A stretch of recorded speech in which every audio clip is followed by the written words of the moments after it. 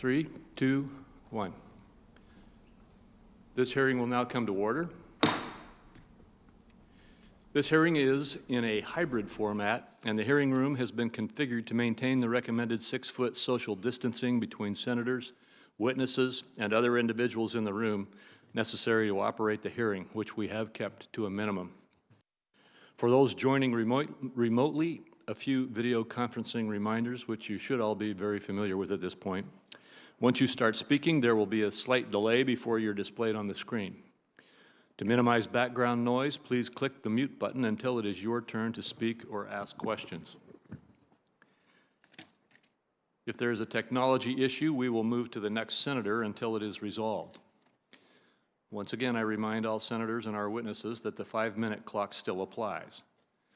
Those remote should have on your screen one of the boxes labeled clock that will show how much time is remaining. We've had some trouble getting those boxes on everybody's screen apparently, or at least getting everybody to be able to find them and follow them. And so we are going to continue a practice that we started at the last hearing. At 30 seconds remaining, you will hear a bell ring to remind senators that their time has almost expired. I encourage the senators and our witnesses to recognize that bell and wrap things up on the answers as well as the questions in time to keep within the 5 minutes. To simplify the speaking order process, Senator Brown and I have again agreed to go by seniority in this hearing. Today we welcome the witnesses to the committee to provide testimony as required under Title IV of the CARES Act. Our witnesses are the Honorable Stephen T. Mnuchin, Secretary of the Department of Treasury, and the Honorable Jerome H. Powell, Chairman of the Board of Governors of the Federal Reserve System.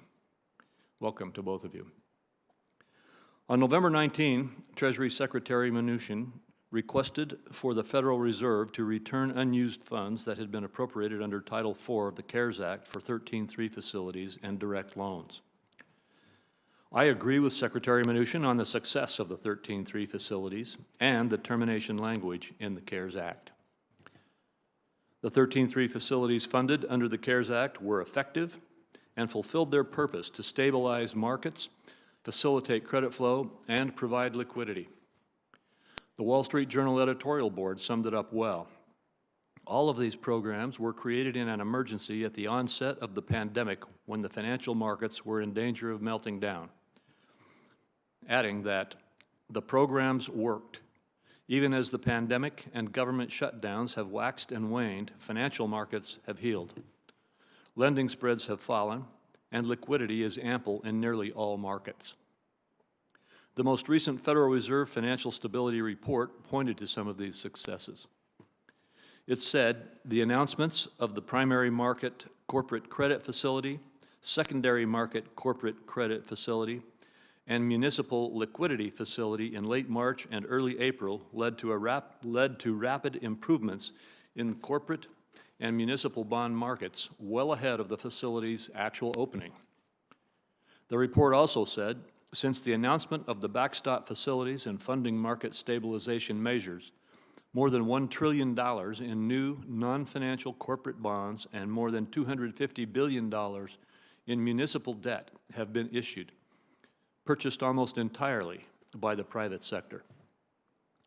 With respect to asset-backed securities, the report noted that similar to other backstop facilities, while outstanding balances in the term asset-backed securities facility have remained modest, spreads in the asset-backed securities market have narrowed considerably and private market issuance has resumed. With just 1 month until the December 31 termination date, only $195 billion of the $454 billion needed to be allocated to the 13.3 facilities, and those facilities have not been extensively used to date. Returning the unused $455 billion to Treasury now allows those funds to be made available for other important purposes, such as providing more targeted relief to sectors of the economy that need it most, or to reducing the national debt. The CARES Act funding supporting these facilities was always intended to be temporary. Additionally, as was mentioned in both Secretary Mnuchin and Chairman Powell's letters, the Exchange Stabilization Fund still has non-CARES Act funds that are available to the extent permitted by law to capitalize any Federal Reserve lending facilities as needed. In fact, the Fed has 4 facilities that were set up with non-CARES Act funds, including the Commercial Paper Facility and Money Market Liquidity Facility. Although COVID-19 continues to spread across the United States and the world, there is hope in the economic recovery that we have seen so far and the reports of promising, highly effective vaccine trials. However, we continue to look to steps that we can take to help Americans and businesses that need it the most. Republicans have tried for months to get another targeted, bipartisan COVID relief package passed and signed into law to provide support for those in need, but Democrats have rejected those efforts. It is time to find agreement where we can, on a targeted, bipartisan basis, provide relief. Turning for a moment to regulations. The CARES Act included other meaningful pandemic-related programs to provide relief to Americans. I've heard from banks and credit unions concerned about breaking through regulatory thresholds that stand to impose a much greater regulatory burden due to the temporary growth they've experienced from customer deposits and participation in pandemic-related programs, like the Paycheck Protection Program and the Economic Impact Payments. On November 20, the Fed, FDIC, and OCC took an important step to mitigating banks' regulatory burden by giving community banks under $10 billion more flexibility to use their asset size on December 31, 2019 for applying various regulations. I appreciate the banking agencies taking this action, which will foster a more certain regulatory environment for these banks and incentivize their participation in future pandemic-related programs, should they be needed. Secretary Mnuchin, as you know, housing finance reform remains a top priority of mine. And last year I released a housing reform outline which builds upon many of the same principles from previous efforts. While my preference was for Congress to pass a bipartisan deal, it is long past time to make the hard decisions and address this last unfinished business of the financial crisis. Because of that, I would encourage you and the director of the FHFA to continue to take important steps that move the system in the right direction. The status quo continues to be unacceptable. I want to thank each of you for joining the committee today to discuss the CARES Act and other critically important issues. Before I turn to Senator Brown for his opening, I also want to take some time to thank both Senators McSally and Jones for their contribution and time to this committee. I've enjoyed working with them, spending time with them, and getting to know them, and they will be missed.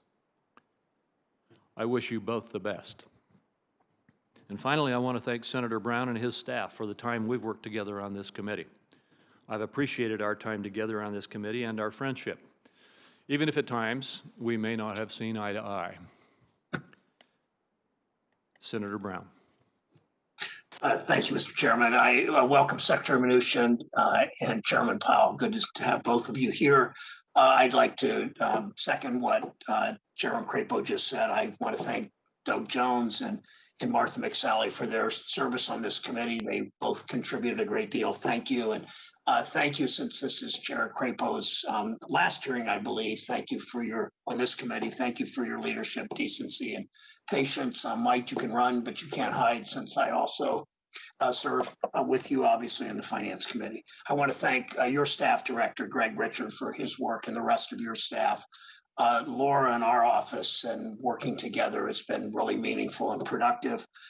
We've worked together to deliver results, working to strengthen our review of foreign investment, to hold Russia and North Korea accountable, to give American manufacturers the tools they need to compete through a strong Ex-Im bank, and to continue to protect our communities from terrorism attacks. I look forward next year to working with our colleague, Senator Toomey, on these and other issues. I also appreciate Chair Crapo and his staff's work to hold so many of our hearings virtually during this pandemic.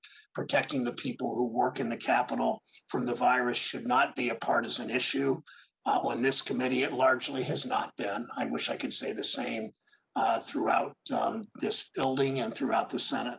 It's something I wish there were more of with our government. Chair Powell, Secretary Mnuchin, the 2 months since you were last here, the situation around the country has only gotten worse. The virus is spreading unchecked. Job losses are up. Economic growth is declining. The number of new daily COVID-19 cases is up fourfold. Daily deaths have more than doubled. In many parts of the country, the case numbers and hospitalizations are worse than in the spring. I spent much of yesterday talking to hospital leaders around my state. All feel besieged. All are doing their work. The healthcare workers, surely, as we know, are heroes. We simply don't give them enough support. Just last week, 748,000 people filed for unemployment insurance. Millions more have been out of work since April. In October, 3.4 million homeowners were past due on their mortgages. Many of them will run out of forbearance options by April. As many as 40 million renters will spend the holidays worrying that they will be evicted on January 1st if their government doesn't do its job. Behind all those numbers are real families who are doing their best, trying to figure out how to get by. During Thanksgiving week, there were hours-long lines at food banks across the country. This is an extraordinary crisis that requires extraordinary action. We've had a president who has simply given up on leading the country. And as far as I can tell, Secretary Mnuchin, you're leaving the country worse off than you found it. With that record, it's pretty obvious why 80 million Americans voted for new leadership, a decisive margin. And other than using your final months in office to work for the people whom you have sworn to serve, you appear to be trying to sabotage our economy on the way out the door. After the election, you canceled the Federal Reserve lending programs, taking away critical tools to invest in the people and the communities and the small businesses that make this country work. There is no legitimate justification for it. I met yesterday with 60 restaurant owners remotely by Zoom, 60 restaurant owners in this state, my state. All of them are struggling, as you know.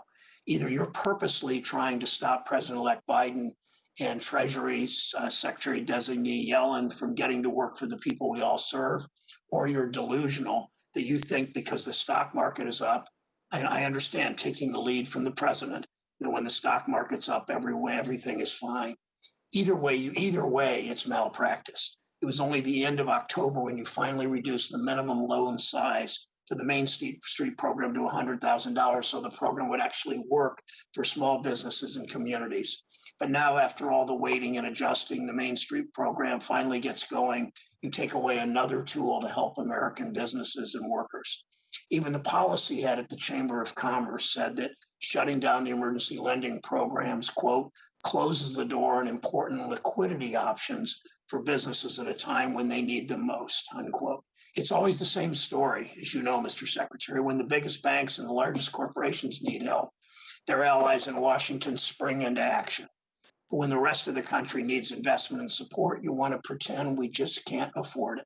You cited congressional intent as a flimsy justification for your decision. I can tell you right now, we didn't intend for struggling businesses to have to wait over 3 months to have access to the lifeline provided in the CARES Act. We didn't intend for the loan requirements terms to be amended several times. We certainly didn't intend for the legislation passed in March to be the only efforts the United States of America would take to fight a once-in-a-generation crisis. Anyone who has watched the news at all in the last month would know that this is a time for action, not for retreat. We watch hospitals fill up again. Our healthcare system is overwhelmed. Gig workers, self-employed workers lose their unemployment insurance just in 5 weeks, 4 weeks. Small businesses, local governments are running out of money. It didn't have to be this bad. We have the world's largest, greatest economy. We have the resources to rise to meet the challenge. But Secretary Mnuchin, you appear to believe this is the best we can do. In this election, Americans made it clear they didn't buy that. They've had enough of aiming low, of being told we can't afford it, we can't solve problems, we can't govern, we can't do this. We know we can do better. We've done it before. Remember what Bill Spriggs in front of this committee said in September? We didn't win World War II by worrying about whether or not we could afford it. We were in a global crisis. We marshaled all of our vast resources and talent to rise to meet it. We grew the economy from the middle class out. We paid down the debt. with rising wages. And if we've learned anything from this crisis, it should be this, that we can do the same thing again. Remember what we did in March? Unanimously, Mr. Chairman, we came together, we took action, it made a real difference in people's lives. In the face of mass layoffs, we put money in people's pockets. We helped them pay their bills. We kept spending in this economy. We kept 13 million people out of poverty. Those restaurant owners yesterday in Ohio said their situation is more perilous today than it was back in February and March and April and May. So it means that we should do a comparable kind of action. And what we did in March helped everyone, including the stock market that you love to brag about. There's no reason other than a lack of political will that we can't do the same. A worker's about to lose her job, doesn't care about that date on the calendar, who's sitting at the secretary's desk. They care about results. Secretary Mnuchin, if you and President Trump won't deliver them, the least you can do is get out of the way. I know Chair Powell has been clear in previous hearings, we need more stimulus to have any chance of a real broad economic recovery. We need a big stimulus package, one that reaches beyond Wall Street. The sort of emaciated McConnell version reached beyond Wall Street to main streets in Cleveland and Boise and Scranton and all over this country, that shows up in people's paychecks, not just corporate balance sheets. I hope today the American people will get reassurance that the Federal Reserve will be part of that effort. It's time for all of us to use every tool available to rise to meet this challenge. Thank you, Mr. Chairman. Thank you, Senator Brown. We'll now proceed to our witnesses. We will go in the order I introduced you. And Secretary Mnuchin, you may proceed. Thank you. Chairman Crapo, Ranking Member Brown, and members of the committee, I'm pleased to join you to discuss the Department of Treasury's unprecedented response to support the American people throughout the coronavirus pandemic. We continue to work to implement the historic CARES Act with speed, efficiency, and transparency, but our job will not be complete until every American gets back to work. When I last testified before you in September, I stated that America was in the midst of the fastest economic recovery from any crisis in U.S. history. I'm proud to say, while there is still more work to be done, that statement is even more true today. In the third quarter, GDP grew by 33% at an annual rate, beating all expectations and nearly doubling the previous record set in 1950. Americans are getting back to work. The October jobs report showed that the economy has gained back 12 million jobs since April, more than 50% of all lost jobs due to the pandemic. The private service sector, which includes those industries that were impacted by the initial economic shutdown, has regained 58% of the lost jobs. The unemployment rate decreased to 6.9%, a rate not expected to be achieved until the fourth quarter of 2021. The historic bipartisan CARES Act provided the economic relief critical to supporting our robust economy. Additional economic shutdowns, however, continue to impair this remarkable progress and cause great harm to American business and workers. Based upon the recent economic data, I continue to believe that a targeted fiscal package is the most appropriate federal response. I strongly encourage Congress to use the $455 billion in unused funds from the CARES Act to pass an additional bill with bipartisan support. The administration is standing ready to support Congress in this effort to help American workers and small business that continue to struggle with the impact of COVID-19. Treasury has been working hard to implement the CARES Act in a transparent and efficient manner. We've released significant amount of information to the public on our website, treasury.gov, and on usaspending.gov. In many instances, we released more information than what is required by the statute. We continue to cooperate with various oversight bodies, including the new Special Inspector General, the Treasury Inspector General, the Treasury Inspector General for Tax Administration, the new Congressional Oversight Commission, the GAO. We have provided regular updates to Congress, with this marking my 8th appearance before Congress for a CARES Act hearing. We have also devoted significant resources to responding to numerous congressional committees and individual members of Congress on both sides of the aisle. We appreciate your interest on these issues. We remain committed to working with you to accommodate Congress's legislative requests and to further advance our whole-of-government approach to defeating COVID-19. I'd like to thank the members of the committee for working with us to provide critical economic relief to the American people, and I am pleased to be here to answer any questions. Thank you. Chairman Powell. Chairman Crapo, Ranking Member Brown, and other members of the committee, thank you for the opportunity to update you on our ongoing measures to address the hardship wrought by the pandemic. Pardon me. Our public health professionals continue to deliver our most important response, and we remain grateful for their service. The Federal Reserve, along with others across government, is using its policies to help alleviate the economic burden. Since the pandemic's onset, we have taken forceful actions to provide relief and stability, to ensure that the recovery will be as strong as possible, and to limit lasting damage to the economy. Economic activity has continued to recover from its depressed second quarter level. The reopening of the economy led to a rapid rebound in activity, and real GDP rose at an annual rate of 33% in the third quarter. In recent months, however, the pace of improvement has moderated. Household spending on goods, especially durable goods, has been strong and has moved above its pre-pandemic level. In contrast, spending on services remains low, largely because of ongoing weakness in sectors that typically require people to gather closely, including travel and hospitality. The overall rebound in household spending is due in part to federal stimulus payments and expanded unemployment benefits, which provided essential support to many families and individuals. In the labor market, more than half of the 22 million jobs that were lost in March and April have been regained, as many people were able to return to work. As with overall economic activity, the pace of improvement in the labor market has moderated. Although we welcome this progress, we will not lose sight of the millions of Americans who remain out of work. The economic downturn has not fallen equally on all Americans, and those least able to shoulder the burden have been hardest hit. In particular, the high level of joblessness has been especially severe for lower-wage workers in the service sector, for women, and for African Americans and Hispanics. The economic dislocation has upended many lives and created great uncertainty about the future. As we've emphasized throughout the pandemic, the outlook for the economy is extraordinarily uncertain and will depend in large part on the success of efforts to keep the virus in check. The rise in new COVID-19 cases, both here and abroad, is concerning and could prove challenging in the next few months. A full economic recovery is unlikely until people are confident that it's safe to re-engage in a broad range of activities.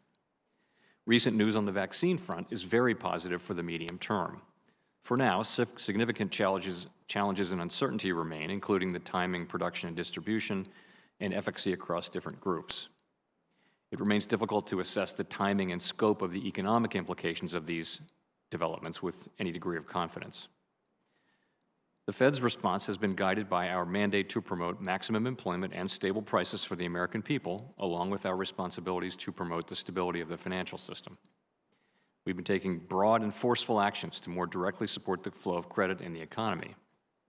Our actions, taken together, have helped unlock almost $2 trillion of funding to support businesses large and small, nonprofits, and state and local governments since April. This, in turn, has helped keep organizations from shuttering and has put employers in a better position to keep workers on and to hire them back as the economy continues to recover.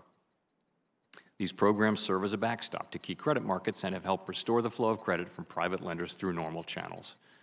We've deployed these lending powers to an unprecedented extent. Our emergency lending powers require the approval of the Treasury and are available only in very unusual circumstances such as those we find ourselves in. Many of these programs have been supported by funding from the CARES Act, and I've included detailed information about those facilities in my written testimony. The CARES Act assigns sole authority over its funds to the Treasury Secretary, subject to the statute's specified limits.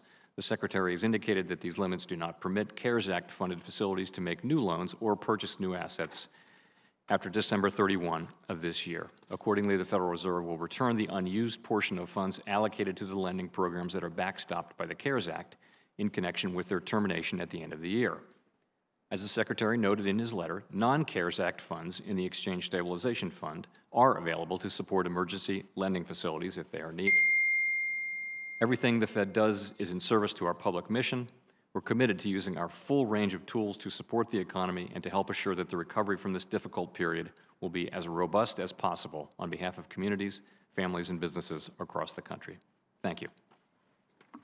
Thank you, Chairman Powell.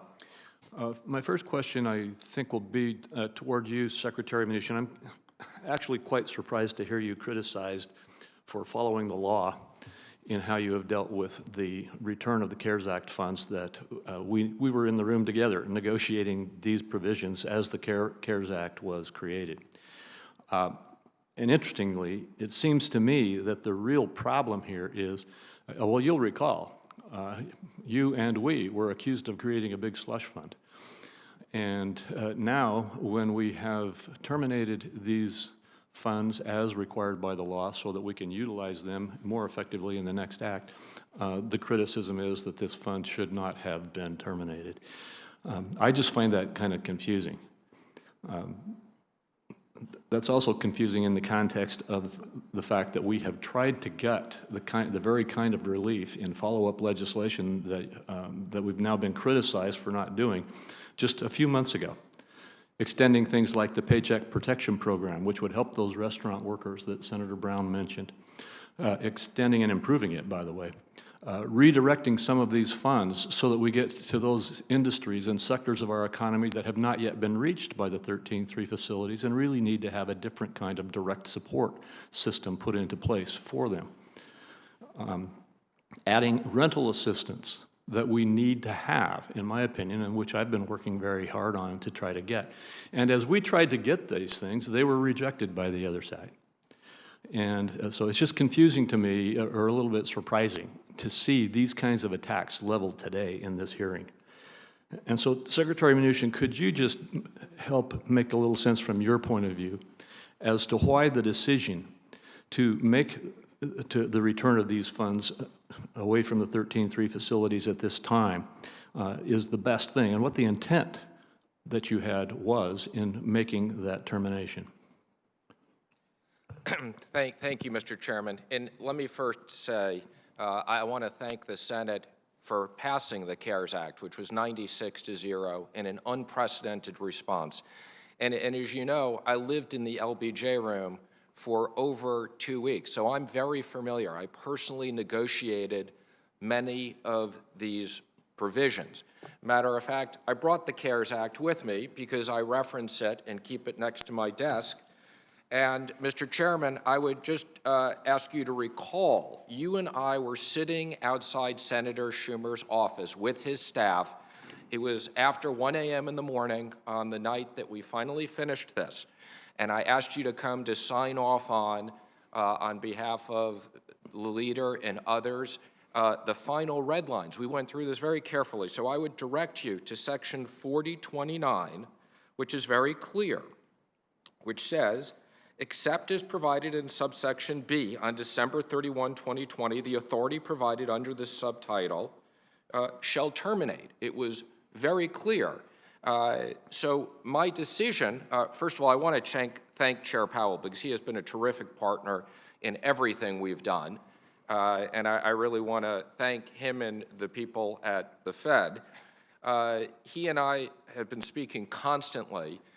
In deference to him, I did extend the 4 of the facilities that use non-CARES money. My decision not to extend these facilities was not an economic decision. I'm surprised to hear Senator Brown use words like sabotage, no legitimate justification, delusional, malpractice, time for action. I'd be more than happy, Senator Brown, to come see your staff and walk you through the legal analysis. But this is perfectly clear. The Senate provided unprecedented authority to the Secretary of the Treasury in giving me $500 billion. The statute was very clear. Matter of fact, I find it implausible that any member of this committee believed that in voting for the CARES Act, you were authorizing me to invest $500 billion to make loans in perpetuity. So if you don't read this as there is an expiration, then you must read this, that there was a loophole in the law, that I could invest the $500 billion forever had I committed it up front, and I don't believe that was the intent. I would also just conclude, I echo what Senator Brown said about restaurants. The President and I believe that restaurants have been unfairly targeted, and I'd urge Congress to support another $300 billion for PPP. This would have a real impact. These restaurants need grants. They don't need loans. Thank you. Thank you. And as you can tell by the bell, Chairman Powell, I don't have time to ask you my questions, but I will have you respond to them either later in the hearing or else I'll send them to you in writing. Senator Brown. Thank you, Mr. Chairman. Secretary Mnuchin, I see by your testimony today, you really don't understand what's happening in families across our country, almost celebrating your marvelous work of you and the president that the country so decisively rejected. One of my favorite Abraham Lincoln quotes is he used to talk about going out and getting his public opinion bath. It's pretty clear. I appreciate what you said about restaurants, but it's pretty clear that you have left behind, the administration's left behind, the president is only concerned about seeing something that's not there, fraud in an election, as so many Republican judges and a few courageous Republican office holders have spoken out against about. On our last hearing, I asked you and Secretary Powell to read a piece by ProPublica about a small business owner in Cleveland whose business couldn't get help, while the giant corporation occupying the same building has gotten plenty of taxpayer support while laying off its workers. I'm hoping you would have read it and made a more serious effort to understand what's happening in places like Cleveland and Mansfield and Shelby and Springfield, Ohio. Millions of American workers are still struggling. Millions more are out of work. All the numbers are going in the wrong direction. You wouldn't determine that from your comments today. It's clear you were never serious about fighting. I sat in that room too, in the LBJ room. It's clear you were never serious about fighting for the real people who make this country work. Instead of making a deal that would have done more to help them, you pushed to make life just a little bit easier for the nation's biggest banks. Now you've killed the CARES Act loans that were supposed to be a tool to help smaller businesses and their workers, and buried the money. It looks like you and the president and others in the current administration are trying to spend your final days in office preemptively. I'll use that word again, sabotaging the next administration's efforts to clean up your mess. But you still work for the American people, even though I don't think you're acting like it, Secretary Mnuchin. I wish you and your administration would stop crowing about the stock market and stop passing the buck instead of doing the hard work. President-elect Biden and your success will have to fix the mess you're leaving behind. Now, my question's for Chairman Powell. Chairman Powell, you were around at the beginning of the next, you'll be around at the beginning of the next administration. You'll be part of the cleanup crew. You've made clear, and I appreciate the conversations we've had where you've made clear that Congress needs to do more fiscal support. You've also committed recently that even if we take bold action, we're not going back to the same economy and that it will be more difficult for workers going forward. So my question is this: we've seen how the Fed and Treasury action supported the stock market and benefited the wealthiest people in this country. What can the Fed do, Chair Powell, to make sure that workers don't get left behind again? Thank you, Senator Brown. So I would say this: we have provided and will continue to provide very strong support for the economy and for workers in particular through the use of our tools. And we remain committed to using all of our tools to their fullest extent for as long as is necessary to get us through this, this difficult period. We've thought about this collective effort, this government-wide effort, as one that involves getting the people and the businesses that constitute the economy across the chasm created by by the pandemic, getting them safely to the other side, to the post-pandemic economy. And I think, frankly, that the fiscal policy, particularly the CARES Act, deserves the lion's share of the credit in creating that bridge so far.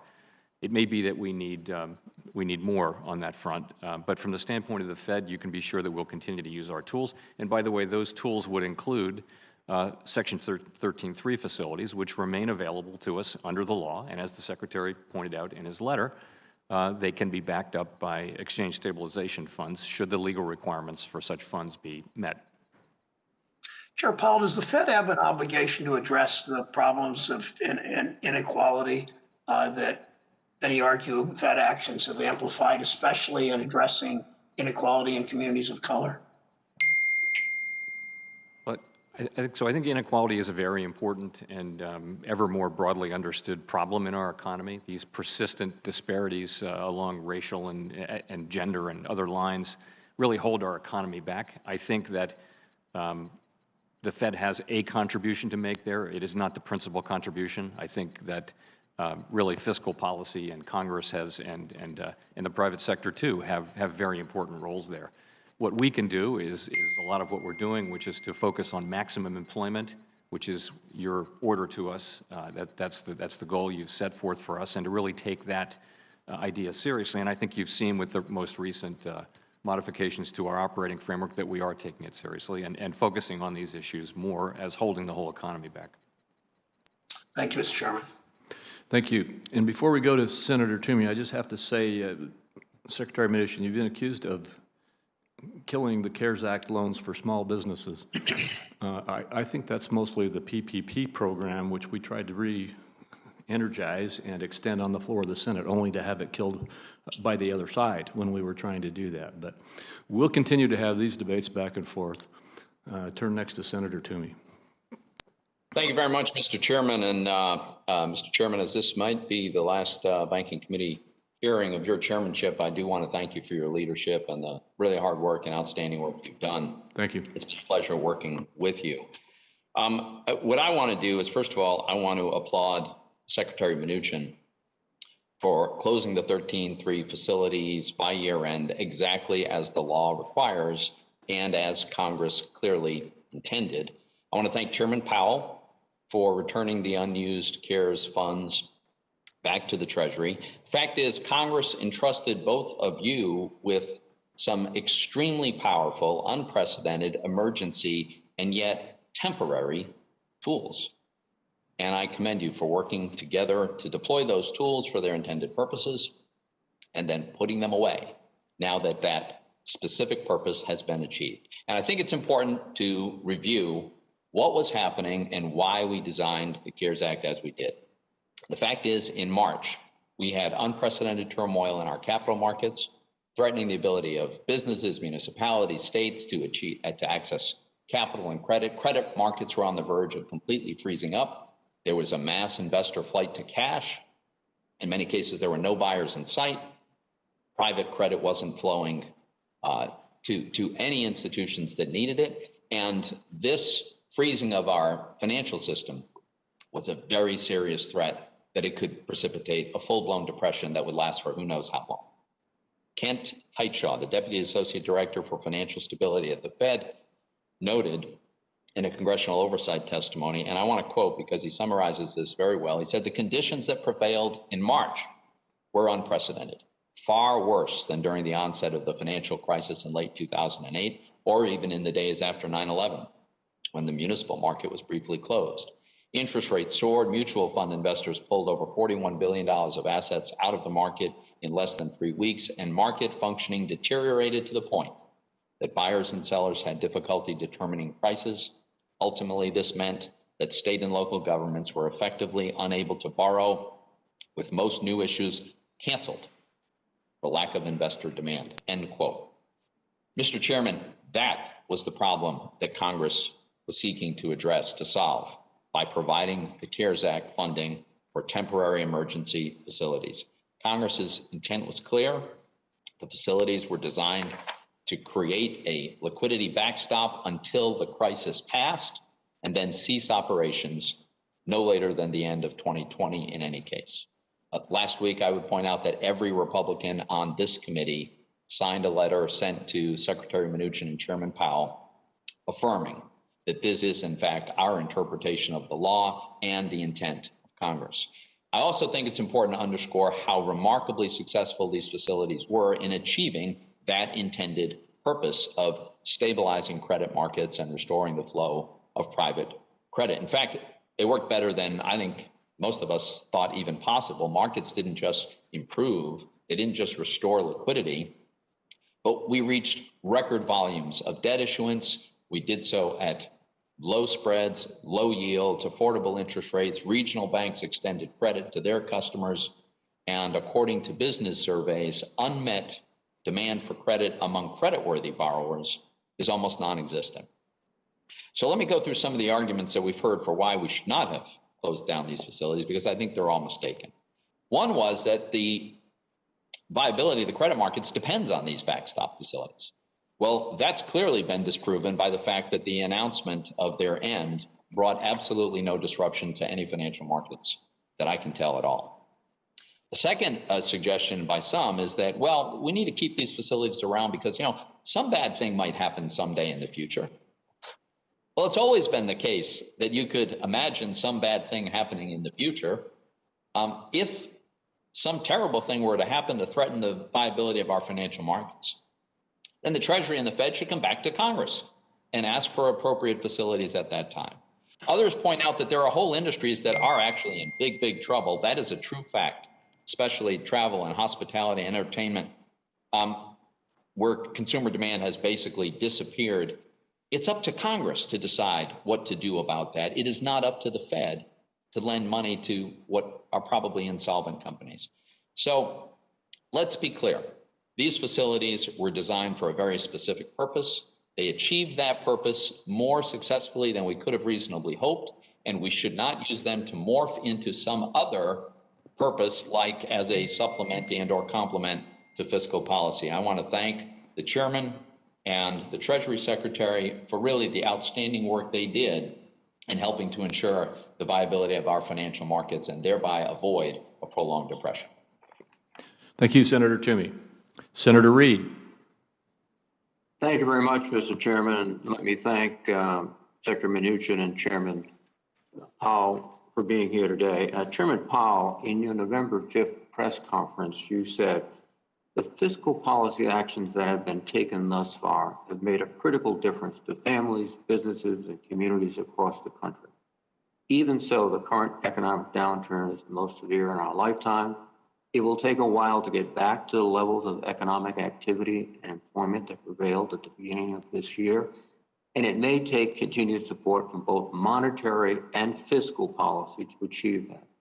Chairman Powell, how long will it take us to get back to the pre-COVID level of economic activity and employment without any further fiscal relief this year from Congress?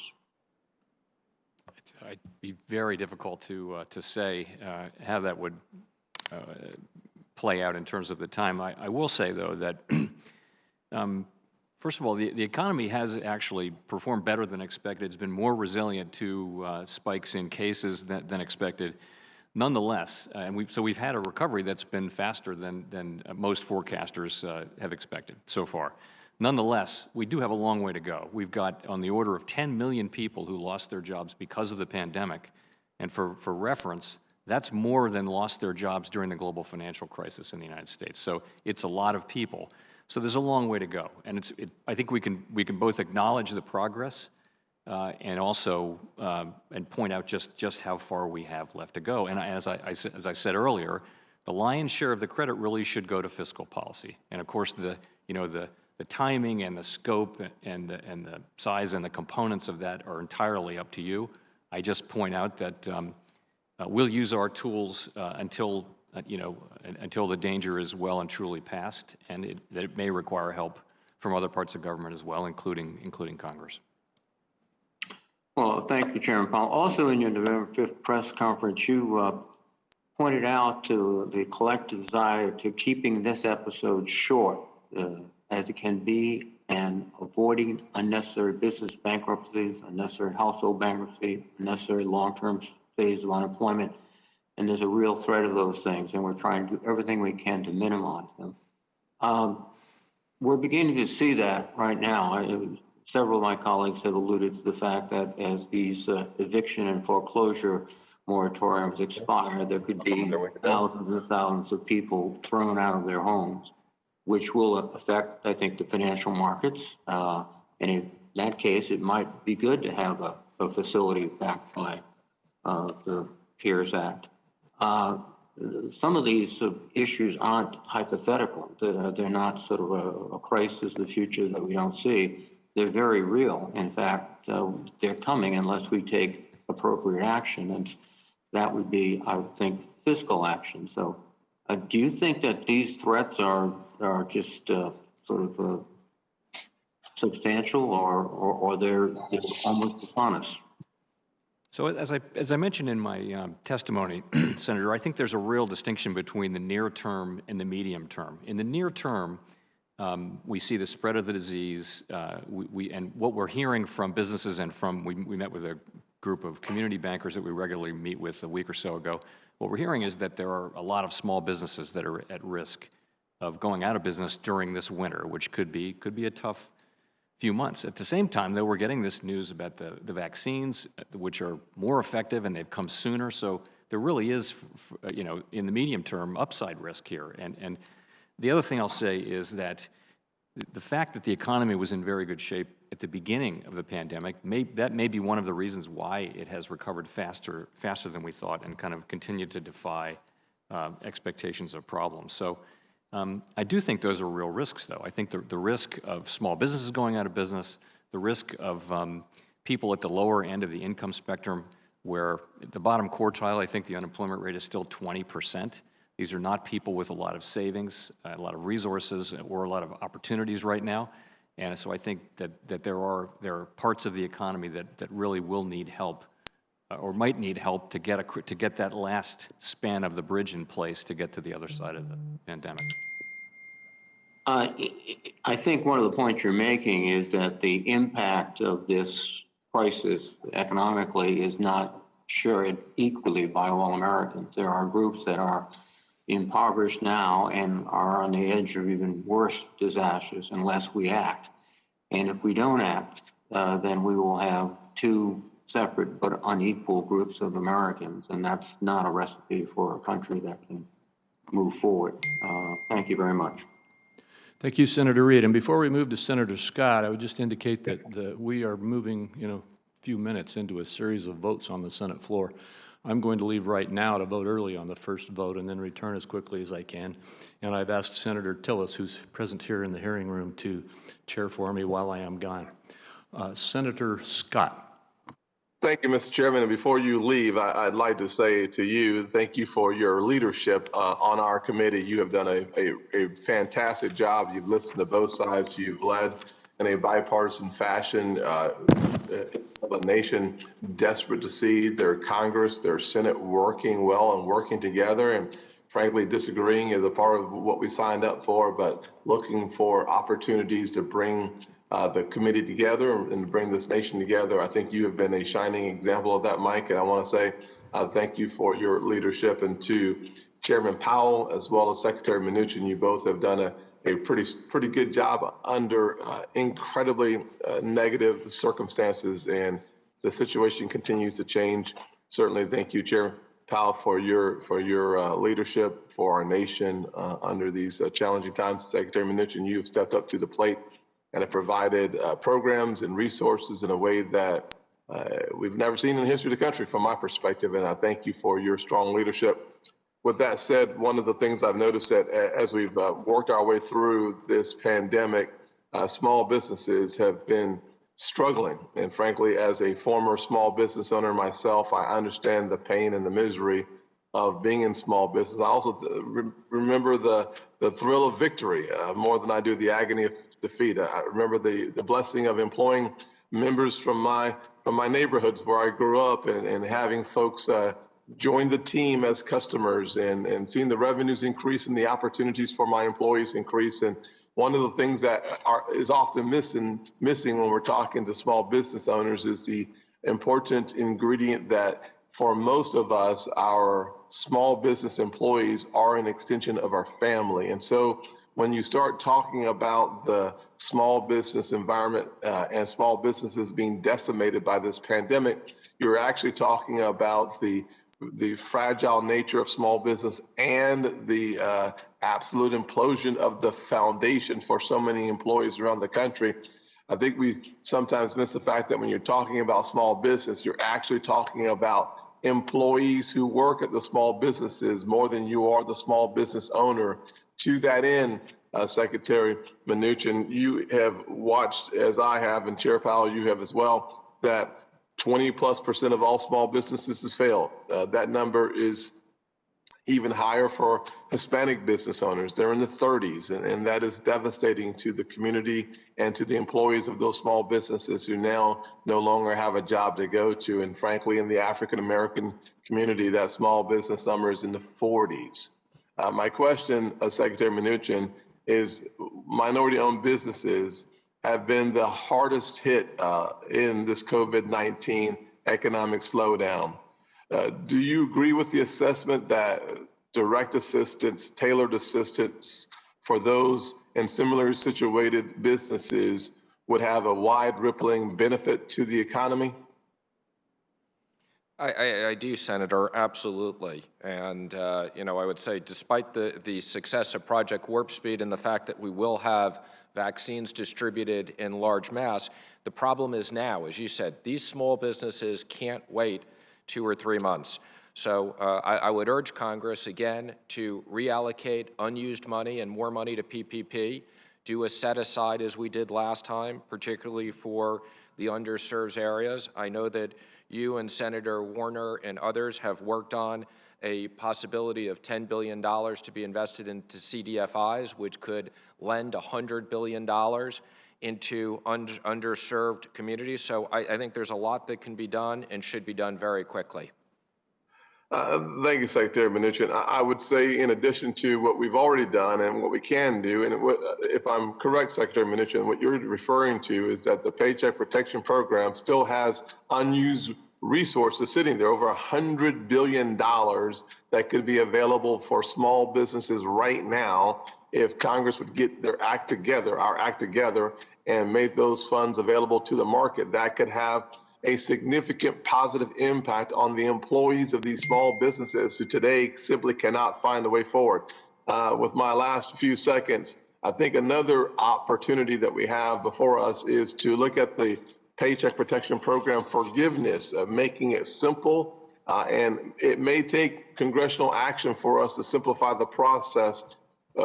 Do you see any ability from the administration's perspective to streamline and to simplify the process for banks and therefore making it easier for small businesses to find a little calm and a little comfort in knowing that their small business loan that was to be a grant is actually going to become a grant? I'll be quite brief in responding, but I would say we've created 3 separate forms. So we've done everything we can on administrative action, including a separate form for $50,000 and less. But I would urge Congress to make changes to the legislation to allow for simpler. And again, I would urge Congress to reallocate the $140 billion that's sitting there that can have an enormous impact for small businesses in the PPP immediately. Thank you, Secretary, and that can be done today. We can do that today if we decide to do so. I'm supportive of that concept. Thank you so much. Senator Menendez. Yeah, thank you very much. Secretary Mnuchin, according to the National Bureau of Economic Research, at least 3.3 million small businesses have closed, 441,000 of which are Black-owned small businesses, and 657,000 which are Latino-owned businesses. 1.1 million state and local employees have lost their jobs, according to the Bureau of Labor Statistics. You don't dispute those figures, is that fair to say? I don't have them in front of me, but I have no reason to dispute them. I assume you're quoting them accurately. So how many more small businesses do you project will permanently shutter after you end the CARES Act lending facilities? How many more state and local employees will be laid off as a result of your decision? Again, let me be clear, Mr. Senator. My decision is a legal decision, not an economic decision. Congress can reauthorize this money if you want to extend it. But I think those small businesses need grants. They don't need loans. They can't qualify for Main Street. That's why Main Street did only $10 billion, and they need PPP money.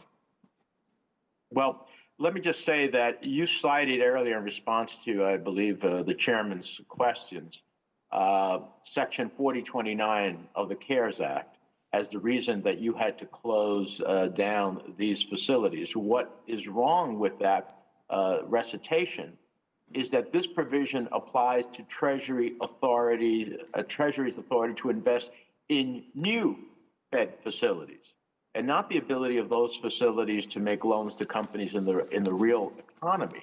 So while I may agree with you on grants, in the interim, we need to use every tool we have. No one will be better off after you end the CARES Act facilities. As we enter a third wave of COVID, I think ending these facilities is not mandated by law. It's important as an economic backstop. It will have real and harmful consequences on our recovery, on our businesses, on American workers. You know, during your previous appearances before the committee, not a single member, we went through the records, even suggested that you should close the facilities. In fact, most of us on both sides of the aisle, Chairman Crapo, Senator Brown, Senator Tillis, myself, and others have been urging you to make changes to the facilities so that they could provide more relief to businesses and state and local governments. As a matter of fact, in October, in response to questions from the Congressional Oversight Commission, you didn't say that the CARES Act legally required you to end the facilities. You just said you didn't think that they were needed.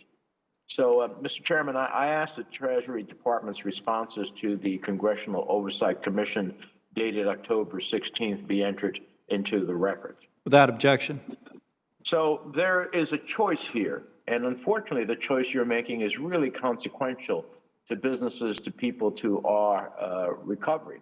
Mr. Secretary, last Tuesday, a Treasury Department spokesperson said that you plan to put the $429 billion you're withdrawing from the Fed's lending facilities into the Treasury's general fund. Is that a correct statement?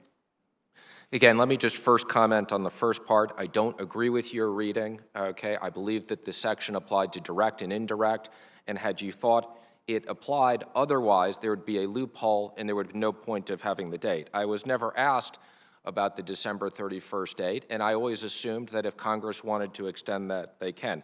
Now, as regards to the proceeds, let me direct you, Section 4003, which talks about the deposits of proceeds. Again, it is my intent to completely follow the law, and the law requires the amounts transferred to go to the financing account and then to repay any money lent to Treasury. So again, we will completely follow the law. This is not discretionary.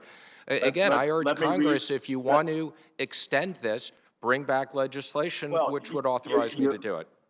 You can keep putting the onus on Congress when, in fact, you have the abilities. Let me read to you Section 4027 of the CARES Act that provides Treasury with the appropriation of these funds, quote, to January 1st, 2026, any funds described in paragraph 1 that are remaining shall then be transferred to the general fund of the Treasury. It doesn't say by or no later than January 1st, 2026. So these funds being moved ultimately undermines. I hope, Chairman Powell, that you will commit to not return any funds to the Treasury until we are assured that Congress and the public that those funds will remain in the Exchange Stabilization Fund as required by the CARES Act. Just for the record, they don't go back into the Exchange Stabilization Fund as I cited in the Act. Senator Cotton. First off, I want to join our colleagues in thanking Chairman Crapo for leading this committee so ably. I do want to point out, though, to paraphrase Mark Twain, reports of his demise may be greatly exaggerated. He's not going anywhere. He's still going to be a senator. He's simply going to be chairing the Finance Committee next year, but we've all appreciated his leadership. The economy is recovering more strongly than I think anyone predicted in March. And I think that's in part because of the response of this Congress and the CARES Act at first, and then the way the Trump administration, in particular, the Department of the Treasury and the Federal Reserve has directed it. So I want to commend both of you gentlemen on your stewardship over these last 9 months. Now, the economy could continue to recover even more strongly, in effect, and especially for those people who are still struggling the most, the waitresses and the busboys, the bartenders, the karate instructors, the music teachers, people who work in fields and industries that have lots of in-person, close, continual contact. So there's two things we could do to help solve that problem immediately. One is to tell these Democratic governors and mayors to stop with their irrational lockdowns. Tell the governor of California, Gavin Newsom, not to lock down small mom and pop restaurants while he goes off with all of his lobbyist buddies to eat at the French Laundry, one of the world's most expensive and exclusive restaurants, paying $300 for caviar and truffles. Second, for Congress to pass a new coronavirus relief bill. We all have bipartisan agreement to support those people who are still in need, yet Chuck Schumer and Nancy Pelosi will not relent on their $3.5 trillion wish list. They want to hold up funding for small businesses and for restaurants and for industries like airlines, money to help schools reopen in some states or stay open, as the case is in Arkansas, so they can get things like welfare checks for illegal immigrants, or they can override state voting laws, or let violent felons out of prison, things that have nothing to do with the coronavirus. Those are the two most important things we could do to help those who are still struggling from this virus get back to work until vaccines are approved and widely distributed. What will not help, what was not designed to help, were the 13-3 programs that have been so much the point of discussion in this conversation today. The 13-3 facilities have achieved their purpose. The reason we wrote it and the reason members of this committee helped draft that language in March was to stabilize credit markets, to help ensure the flow of credit to fundamentally credit-worthy businesses and states and cities. It wasn't to subsidize unsound or failing businesses that were not going to be able to succeed before China unleashed this plague on the world. It wasn't to bail out fiscally irresponsible, mostly democratically led states and cities who had mismanaged their finances for years or even decades. It was to stabilize credit markets. And I have to say, it appears at the time there was some bipartisan concern that these funds could be misused. I will just quote from a few people and what they said at the time about our Treasury Secretary. Joe Biden referred to these facilities as a $500 billion slush fund and a blank check. Ironically, Senator Brown, given the fact that he accused Secretary Mnuchin today of sabotaging the recovery or intending to drive the economy off in a ditch, said at the time, the money, $425 billion, that the Secretary of the Treasury can decide is a slush fund or where to direct that money. Senator Warren said that we're at $450 billion slush fund that would go to the Secretary of the Treasury to help whoever he wants. And ironically, given what Senator Menendez just said to Secretary Mnuchin, this bill has a $425 billion slush fund with which basically the Secretary of the Treasury can say, I like you, you get this. I don't like you, you get nothing. I guess the shoe may be on the other foot now. And it seems like the Democrats, with the hope of having a new Secretary of the Treasury and a new administration, would like a $450 billion slush fund to reward politically favored organizations like, I don't know, abortion providers or marijuana dispensaries, or maybe to bail out their partisan allies in states and cities that have mismanaged their finances for years. But that's not what the law says. And that's the point that Secretary Mnuchin has been making all along, if I'm not mistaken. This is not an economic decision. This is a legal decision. This law was designed from the beginning to stabilize credit markets at the height of the uncertainty of this pandemic in the spring, and that's exactly what it did. Yep. Secretary Mnuchin does not have legal authority to keep these programs in place. He took the right action, and if our Democratic colleagues want this money to be available, then they need to work with us to pass new legislation. Thank you. Senator Tester. Thank you, Acting Chairman Tillis, and I also want to thank Jones and McSally for the opportunity to serve with them on this committee and in the United States Senate.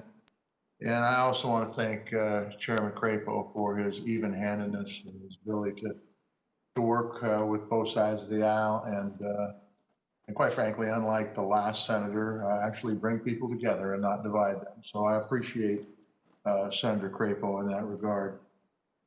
Look, I have the feeling we're at a fulcrum here where the economy still is in very, very difficult conditions. And not that what Senator Toomey didn't say wasn't correct 6, 8 months ago.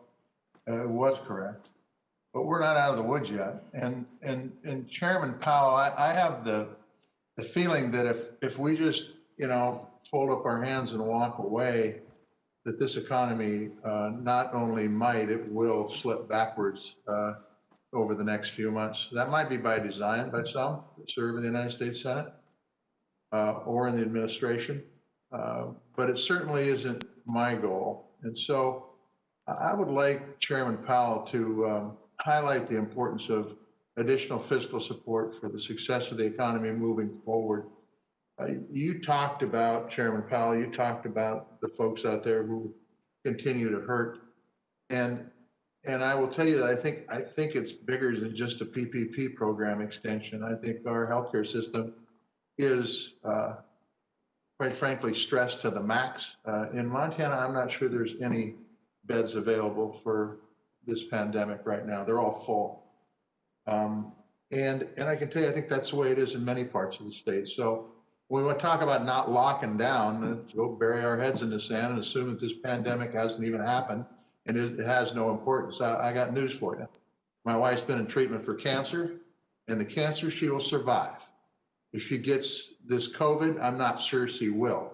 So I think we need to wake up in the United States Senate when it comes to who's locking down what and the reasons for it. But that aside, without any other comments, I would just say, Chairman Powell, can you talk about the importance of addressing our healthcare business, our hospitality businesses, our working families that, as you had said, some are in really tough shape, local governments. And by the way, mismanaged local governments, give me a break. The United States Senate, under some of the best economic times ever, borrowed $1 trillion a year. And you accuse local government of mismanagement? Holy mackerel. It's hard for me not to cuss. But, and educational units. So Chairman Powell, could you talk a little bit about what's really needed out there where this economy may slip back? Do you see it the same way I do? Thank you, Senator. So I think I would put it a little bit in context. We've done a lot, and we've really appreciated the working relationship we've had with Treasury on the facilities, and thank them for the productive work we've been able to do together. Our thinking is that we would have left facilities in place to be backstops. We don't question the Secretary's decision about the CARES Act money because that's entirely his decision to make, but I think central banks generally would have done that.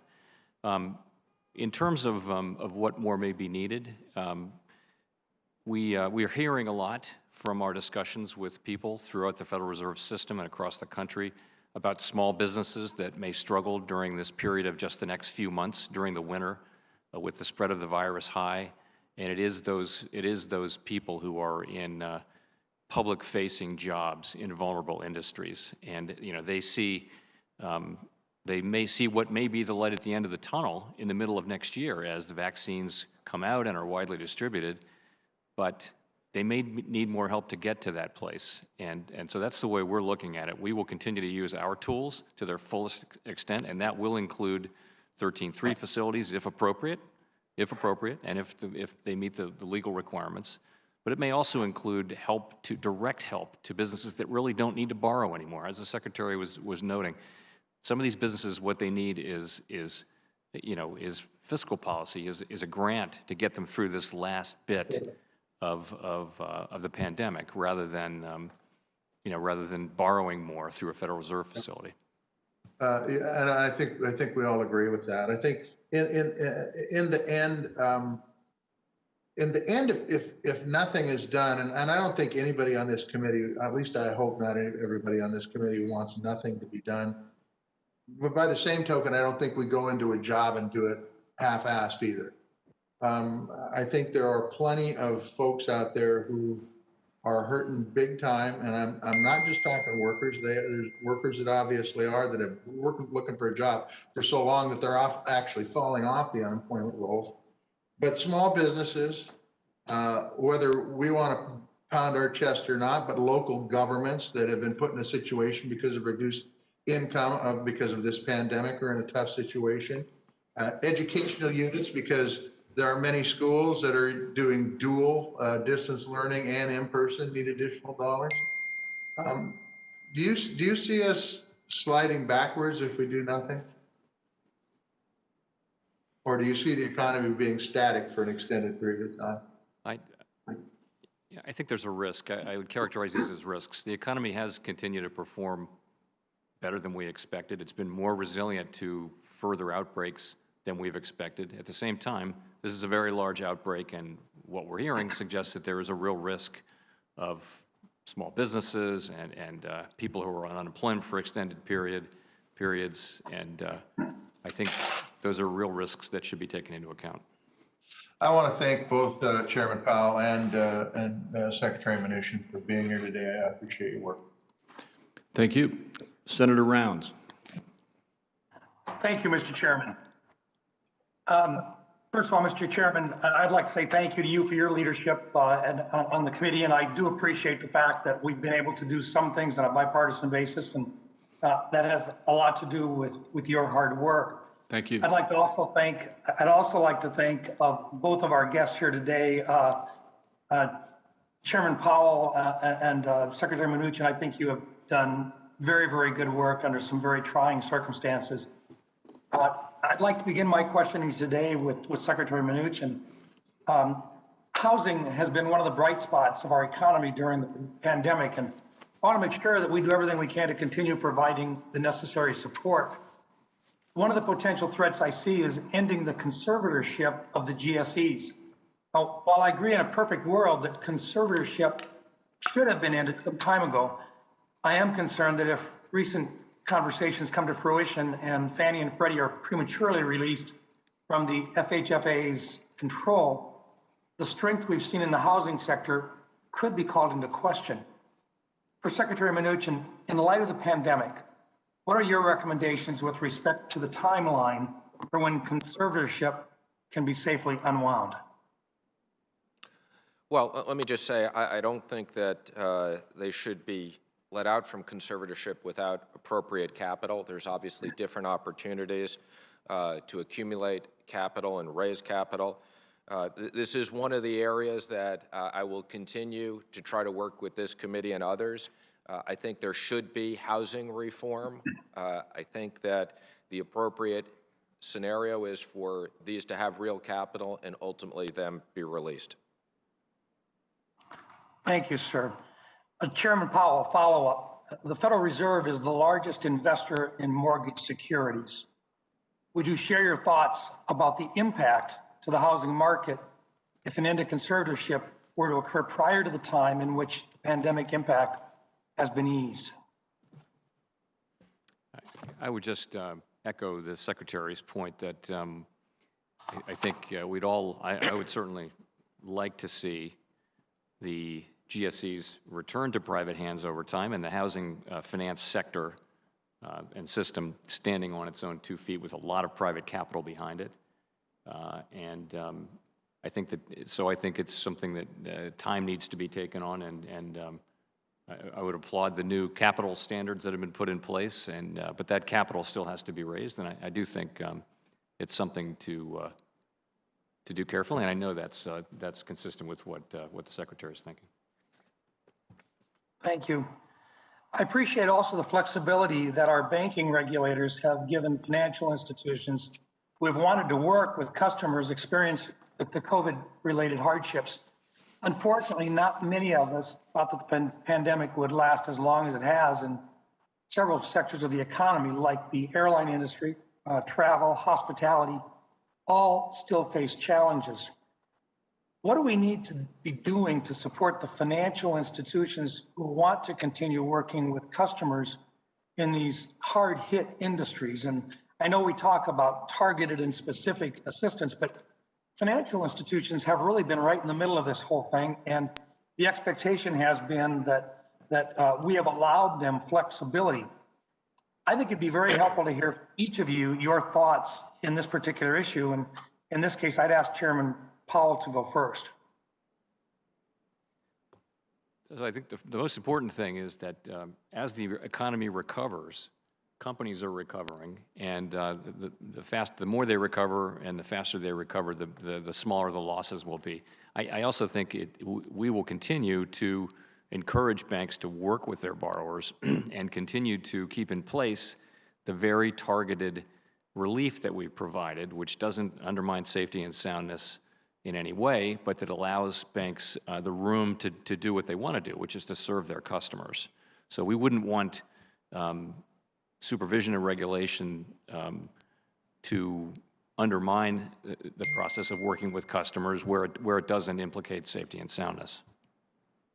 Secretary Mnuchin? I would just echo the chair's comments, and I think they've done a very good job across regulators in providing the right flexibility. Thank you. And Mr. Chairman, I will yield back my final 15 seconds. Thank you. Deeply appreciated. Senator Warner. Chairman, let me also echo what all my colleagues have said. Thank you for your leadership on this committee, and let me thank you in particular, and Secretary Mnuchin and so many of us on both sides of the aisle for your help on putting together a plan to help Black and Latino businesses that have been particularly hard hit by COVID. Thank you, Mark. You may know that this morning a bipartisan group of senators announced, which I was proud to be part of, an emergency relief framework that would help us get through what I fear will be the worst days of the pandemic coming ahead. I don't think the stakes should be higher. We all know that UI will start running out for folks the day after Christmas. We know we've seen the food lines across our country. We know that small businesses are on their last legs. We know that many state frontline workers will soon have to be laid off. And literally, we could have millions of people put out of their homes as early as middle of January. I think that's simply unacceptable. And my hope is that members of the administration, members of the Congress will sit down and figure out whether this framework and alternative can be that bridge, and we get it done before the holidays. It is this bridge, and it's not the long-term plan that I know that Secretary Mnuchin was negotiating with the Speaker Pelosi. It's not maybe even what some President Biden will want to do, but this package, which weighs in at $908 billion, does take care of UI, it takes care of health, it takes care of student loan assistance, it takes care of small business with a focus on those CDFIs, it takes care of broadband, it takes care of food insecurity, and at the end, I'm going to make sure I ask both of you whether, without knowing the details, you think generally this is a direction we ought to head. Let me also take one more minute, because this is something that Senator Crapo, Senator Scott, Senator Tillis, a number of us on our side have come together on, and that is in this package, the $12 billion provision for new capital investments for minority-owned banks and CDFIs, community development financial institutions. We know that Black and Latino businesses have been particularly hard hit by COVID. We've lost 440,000 Black-owned businesses have shut their doors. That is a generation of wealth accumulation that has closed down. We know that 40% of Latino-owned businesses have closed their doors. I heard, for example, from Dr. Anna Peoples, a constituent of mine who 5 years ago opened up People's Pharmacy and Diabetic Center in a low-income neighborhood in Norfolk. COVID-19 hit her business really hard, and she said, I treat folks the way I want you to treat me, and when you ask and walk through the door, I want to receive compassion and care that you deserve. That's exactly what they do. Her business is on the brink of shutting down, and Mr. Chairman, I would ask that her article from the news story about Ms. People's business be turned into the record. Without objection. And in my last 2 minutes here, I will ask Chairman Powell and Secretary Mnuchin 2 questions. One, while you've not seen the details of the $908 billion plan that was bipartisan, bicameral put out this morning framework, do you think directionally this kind of bridge emergency relief is needed at this point? Chairman Powell, would you go first? I would, of course, defer to you and to the Secretary who have authority in this area on the particulars of it. But as I've said, I think it sounds like you're hitting a lot of the areas that could definitely benefit from help, and some of the areas that are, these are areas that are going to be experiencing a challenging winter. So, but I can't really speak to the particulars of the bill, having not No, seen I it. understand. I appreciate that. And again, Secretary Mnuchin, I know you know that while you've not seen any of this, I know you were negotiating on many of these same particulars. Again, directionally, without going into particulars, do you think this kind of effort is needed? Well, let me first say, I did comment earlier to Senator Scott, and I applaud the work that you've done on the CDFI program. So whether it's 10 or 12 billion, I very much support that. That could create 100 billion of lending quickly. I look forward to reviewing with you the overall package. I do think that more fiscal response is needed. I think what's more important is what we can pass quickly on a bipartisan basis to target the most difficult parts of the economy, and hopefully that will be needed and done quickly. So I look forward to following up with you. I missed the press conference because I'm here testifying. I understand. I promise you we will share that with you immediately. And Mr. Chairman, I just want to appeal to all my colleagues. This is our best effort at a framework. I hope everyone will give it a reasonable review. And again, appreciate your leadership on this committee. Thank you. Thank you, Mark. Most of our members are off voting right now, but I understand that Senator Warren is with us. I am. Go ahead, please. Thank you very much, Mr. Chairman. So today, more people are getting sick from the coronavirus than at any other time during the pandemic. And on top of that, many people, the help that many people have relied on is about to disappear. So the day after Christmas, 12 million workers will lose unemployment benefits. That same week, Secretary Mnuchin will be shutting down the Federal Reserve programs that are designed to help the economy. So, Chair Powell, you have been clear about the need for more fiscal support to help families and businesses get through this crisis. So let me ask you specifically about help to individuals that puts more money in their pockets during an economic crisis. This is kind of economic stimulus 101. If individuals have a bit more cash to spend every month, that helps them, but it also helps the economy, right? Yes. Yeah. Okay, so there are two ways to get more money into people's pockets. The first is providing payments like stimulus checks or unemployment insurance, which I strongly support. The second is by canceling the debts that people owe so they can spend that money elsewhere. The largest category of household debt, other than mortgages, is student loans, and most of that debt is owed directly to the federal government. Now, right now, those debt payments are paused, but the clock is running out. On New Year's Day, the median borrower will have to restart paying more than $200 a month to the federal government. That's at a time when our economy needs people to be able to spend more money, not less. So, Mr. Chairman, you've said in testimony before Congress that you think that rising student debt is, quote, the main concern when looking at the overall household debt picture. You've also said, quote, it's been rising fast and is now large. There is increasing evidence that shows that students who can't pay that debt have difficulty having normal economic lives and buying homes and things like that, end quote. Mr. Chairman, would you agree that high levels of student debt will have a negative impact on our economic recovery if millions of households have to reduce spending in order to make debt payments? So others and I have been calling out the rising student debt for some years now, particularly since we've singled it out for not being able to be forgiven in insolvency among all different kinds of debt. So that's a longer term problem. In terms of what appropriate relief would be, what relief would be appropriate here in the current situation, I would have to defer to those who have authority to make that decision. Well, I'm not asking you about what the question is about what Congress should do. I'm asking you the question about what it does to the economy if people who, instead of spending that money in the economy, are spending that money by sending money back to the federal government on their student loan payments. That is a problem for the economy, is it not? Certainly people who are weighed down by debt in a situation like this where they may be unemployed, where unemployment is very high among, for example, low-wage workers, that can weigh on economic activity, yes. Fair enough, but I think we started with economic stimulus 101. $200 is $200 that could be spent in the economy. Now, Mr. Chairman, you've also noted that student loan debt has another impact on a struggling economy, and that is that student loan debt makes it harder for people to qualify for mortgages, to buy homes, to start small businesses.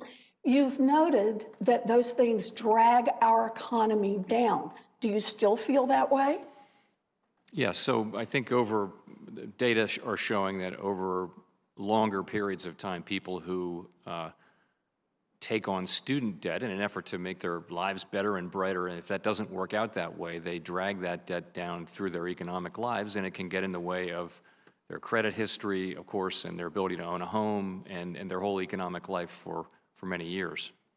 Right, and then that has an overall impact on the economy in terms of home sales or in terms of business startups. Is that right? Yes, in effect, those people are unable to participate, perhaps, in the economy to the full extent that they might be able to, which would weigh on the economy. So thank you, Mr. Chairman. You know, I know you've said you don't know how you could be clearer on pushing Congress to act on more fiscal stimulus, and I agree entirely with you on that. But most types of economic stimulus are pretty much impossible when the Republicans in Congress refuse to take action. Aid to state and local governments, unemployment benefits, checks for families. Right now, Republicans are blocking help on all of these. But student loan debt is different. All on his own, President-elect Biden will have the ability to administratively cancel billions of dollars in student loan debt using the authority that Congress has already given to the Secretary of Education. This is the single most effective economic stimulus that is available through executive action. And as you've noted in the past, research shows that canceling student loan debt would boost GDP, create jobs, reduce unemployment, jumpstart small business formation, support the housing market, promote job and economic and geopolitical mobility, and increase the annual incomes of borrowers by about $4,000. So it would also help close the racial wealth gap. It is time to act. Thank you very much. Thank you, Mr. Chairman. Thank you. And next will be Senator Schatz. Thank you, Mr. Chairman. Thank you, Secretary Mnuchin and Chair Powell, for participating in this hearing and for your really extraordinary efforts during this difficult time. Our first question is for Secretary Mnuchin. Where are we with negotiations? You've been lead negotiator on behalf of the administration when we were successful and lead negotiator when we were not as successful. And I just want to get a sense for the public and for the whole Congress so that we're not just reading this on Politico, where we are with respect to coronavirus relief, whether the idea is to pass a standalone package from your perspective for something to ride on the omnibus, and what would your priorities be? I had a conversation yesterday afternoon, as well as this morning, a follow-up conversation with Mitch McConnell, Kevin McCarthy, myself, and Mark Meadows. I spoke to the president this morning and updated him. We all believe that there should be targeted fiscal response. I would say that my motivation in the Fed facilities was not political. As I said, it was purely legal. But those funds can be reallocated. The PPP money can be reallocated. I would say things like PPP and unemployment that are running out are high on the list. I'll be speaking to Speaker Pelosi this afternoon about the government funding. We obviously did not intend for there to be another CR. Signed the 2-year CAPS deal. We wanted to get funding done, and I'm sure I will speak to her about CARES funding as well. So we support targeted quick relief. Okay, and I'll just editorialize for about 30 seconds here. You know, the election is over, and lame ducks are for doing necessary things that we were fighting about previously. That's what a lame duck is for, and especially during a pandemic, that's what a lame duck is for. And so we all need to put our weapons down, and I applaud the efforts of Senators Warner and Collins and Coons and others because we really need to deliver relief, and especially because we need to recognize that if we can't get something done during a lame duck, during a pandemic, that says something about all of us and our unwillingness to find a middle ground. A separate topic for Chair Powell. I am really encouraged to see the Fed discuss climate risks in their semi-annual report on financial stability. You and I have had several exchanges in the past few years about the financial system's vulnerability to climate shocks, and I'm really pleased to see the Fed address this issue head on. The report calls for increased transparency through improved measurement and disclosure, and to improve the pricing of climate risks. So the question I have for you is, what specifically should companies be disclosing to enable the accurate pricing of climate risks? You know, of course, corporate disclosure is really something that we don't have responsibility for. I think what we're talking about is sort of a general idea. At this stage, it's an early stage in trying to understand the implications of climate change for financial stability. And thank you for calling out our box. I thought that the box we put in our financial stability report did a good job of laying out the connections that we do see. But I think we're a long way from understanding really what that means. I think the public will expect that we do figure out what are the implications of climate change for financial stability, and that we do put policies in place. Some of that will be through disclosure, and some of it will be through many other channels. So the Fed staff is actively conducting research on climate-related financial risk. What kinds of tools are you developing, and what kind of data sets do you need to measure that risk? Well, I mean, again, it's early to be talking about. Really, as you pointed out, there's a great deal of research going on in the economics community, and we have probably the largest economics staff, certainly in the United States, one of the largest in the world, and there are people working on climate change and the implications of climate change for the economy and for financial stability. And it's a little early to say exactly what those tools will do. And I guess I ought to start by saying that the broad response to climate change on the part of society really needs to be set by elected representatives. That's you. We see implications of climate change for the job that you've given us, and that's what we're working on, is just that aspect of it. The broader aspect of it really is for elected representatives. Absolutely, and Chairman, I agree with you. Risk is risk. You are charged, at least partly, with measuring the risk in the financial system. You are not charged with solving climate change. That's the policymaking part of the government.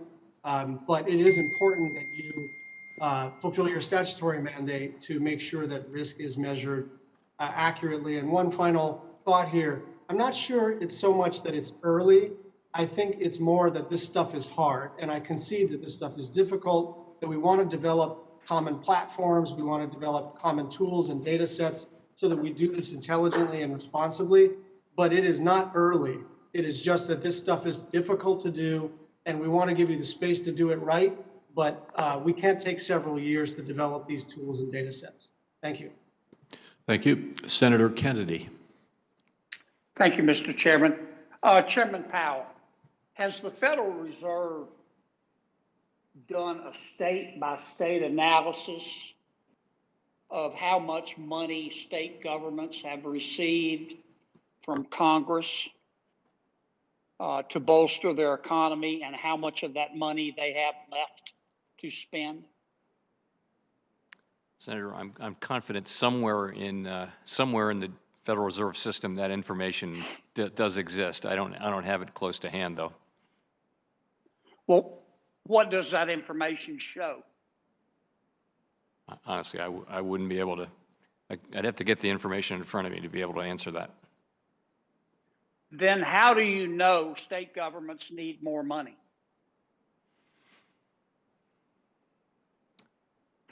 Well, I didn't say that today, that they did need more money. But I would say we do know that at the aggregate level, I can give you some data that I believe is true, and that is that states that have particularly high sort of tourism as part of their economy are feeling this significantly, and they've got much lower tax revenue, so they're feeling that. States that don't really have exposure to travel and leisure may not have had much of an effect at all. So it does vary quite a bit, but there are states, I think Florida, for example, has, I read, has lost something like 11% of its revenue overall. I can't fact check that in real time here, but that's the statistic that I saw. So I think it varies a lot state to state.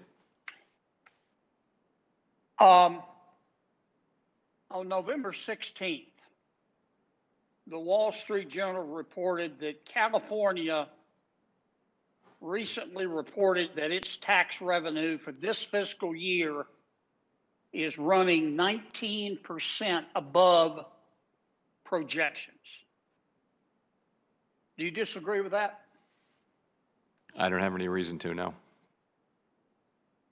In the same analysis, the journal reported that personal income tax revenue in October in California was $1 billion, or 16% higher than the previous October, and sales taxes were up 9.2%. Is that consistent with the Fed's information? I honestly don't, I haven't seen any information at the Fed. As I mentioned, I think the bigger fact is that state and local government revenues, tax revenues, have been less affected so far than we thought they would, and there's a lot of research on why that might be. Nonetheless, state and local governments have laid off more than 1 million people, and some states are feeling this. The ones that are more exposed to travel and leisure, the travel and leisure industry, for example, are actually really feeling that pinch. The Federal Reserve, the Wall Street Journal on November 16th also reported that in New York State, overall tax revenue was up 4.3% in September compared to September 2019. A large part of the reason for that is that New York State taxes unemployment benefits. Do you have any reason to disagree with that? No, sir. Okay. The journal also reported that personal income tax revenue in Connecticut increased 2.9% in September from the previous year. And in the fiscal year that started in July, income tax receipts in Connecticut are running 0.3% ahead of last year, and sales tax revenue is up 5.3%. Do you know if that's accurate or not? I don't. Okay. Do you believe that Congress should appropriate money to states and allow those states to use that money to support their pension systems? I think that's a question for you, sir.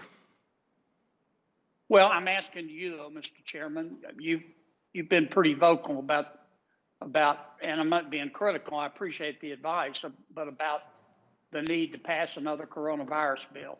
Do you think we should allow the states to use the money to shore up their retirement systems? I think states provide critical services. I think at least some of them have had significant hits to revenue. I think they've laid off more than 1 million people. They're very big employers, something like, I mean, one of the largest employers in the economy. So I think it's an area that's, I've always said, it's an area where I think it's worth looking, an area Don't you think that, I'm sure you would agree with this, don't you think though that before we appropriate more money, we should actually base the decision on empirical data? Like how much have we given each state? How much have the states spent? How much are they just, how much of that money do they have still just sitting there? Don't you think we ought to approach it as opposed to just using anecdotal evidence? Certainly, I wouldn't recommend you use anecdotal evidence, but really these questions are way off my range. We don't have views or express views on really specific fiscal questions. Try to stay at a high level. Thank you. Thank you, Mr. Chairman. Thank you. Senator Van Hollen. Thank you, Mr. Chairman, and thank you, Chairman Powell, Secretary Mnuchin for your testimony. And listening to both of you, there's clearly agreement that we need more fiscal relief. Mr. Chairman, you said on October 6th that, quote, too little support would lead to a weak recovery, creating unnecessary hardship for households and businesses.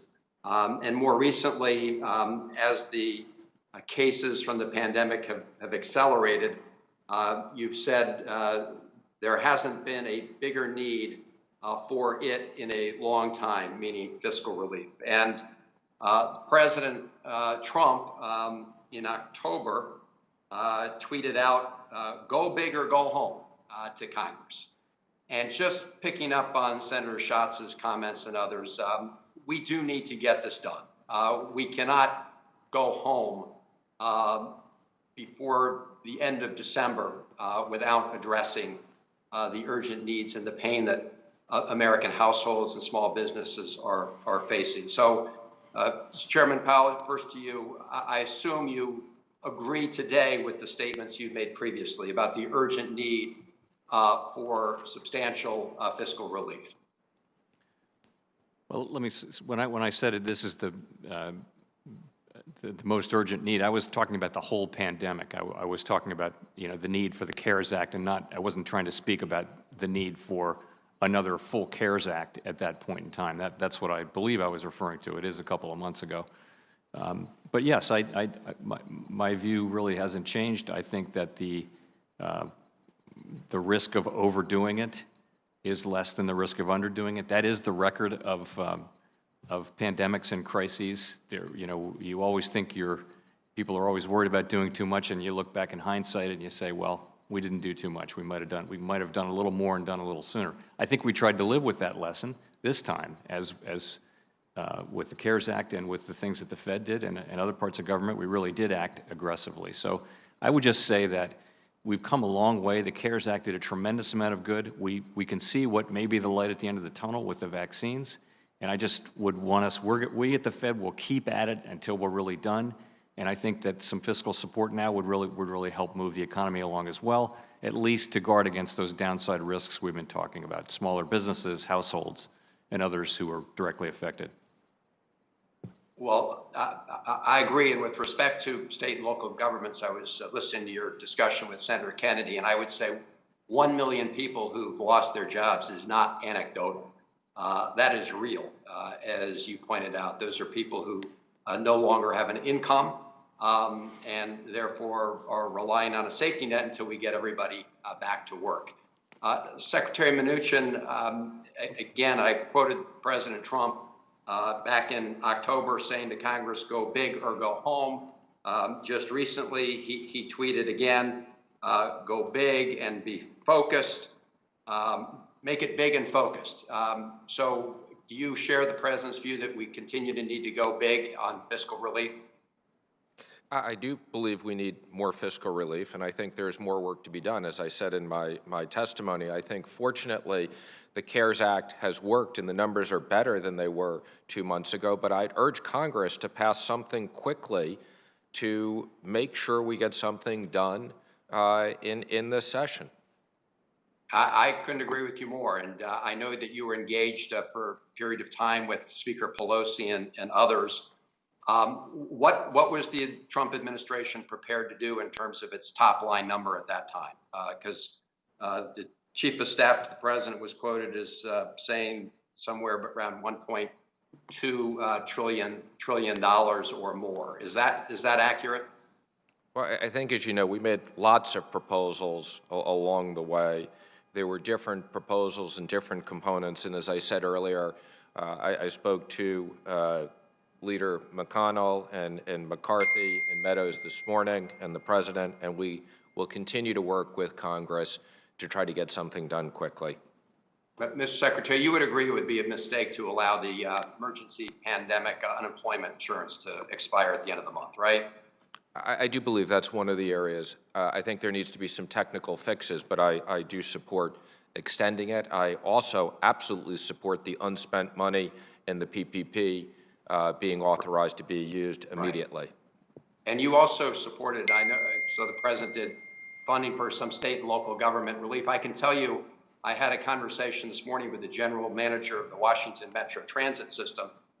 You can read on the front page of the Washington Post Metro section today that they're going to lay off 1,200 people in December, and that their budget for next year, if they don't get any more relief, contemplates another over 2,000 people. So I hope we will all recognize that we've got to do something. There seems to be a lot of running room between the two positions that have been outlined, and I just think it would be shameful if the Congress goes home and the administration, if we're not able to do this before the end of the month. So thank you, Mr. Chairman. Thank you. Senator Jones. Thank you, Mr. Chairman, and thank you to both of our witnesses for your service. Secretary Mnuchin, you and I haven't had as much personal interaction, but I want to tell you how much I appreciate your service in some difficult times over the last 2 or 3 years.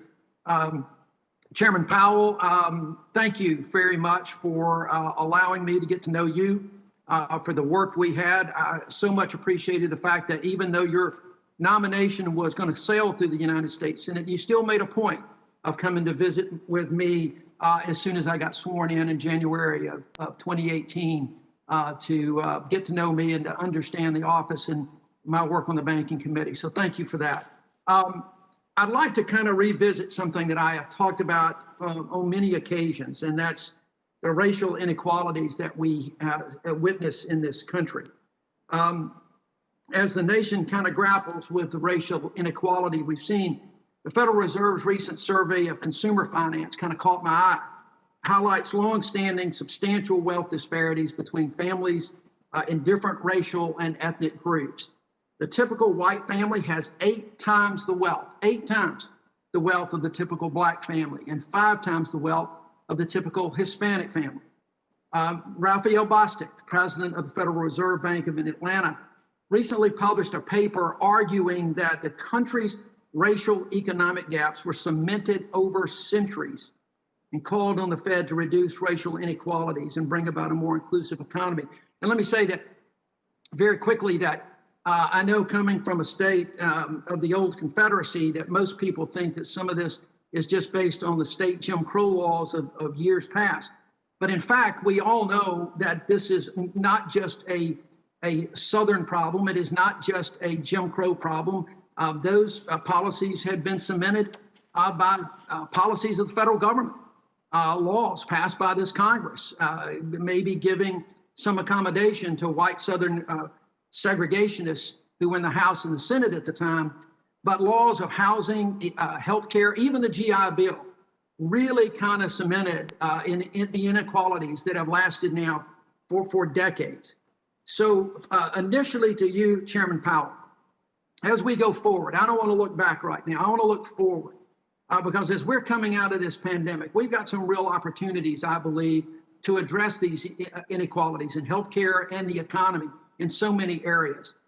So what can the Fed do as we come out of this economy? What strategies would you recommend to kind of address the inequality we see in the economy, whether it's minority businesses or individuals?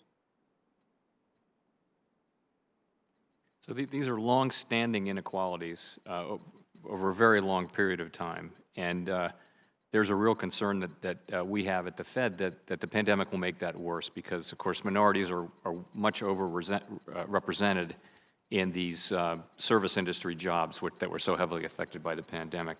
So there's a concern that things will get worse. And the last couple of years were very encouraging because as the longest expansion in our recorded history continued, we actually saw the racial unemployment gap diminishing to its lowest level since we began measuring it, and so it's really disappointing to see that. So what can we do going forward? The most important thing we can do at the Fed, I think, is to take seriously the job of achieving maximum employment, and we've now changed our operating framework to acknowledge that maximum employment is a broad and inclusive goal, and by that we mean that we're going to look at various different measures of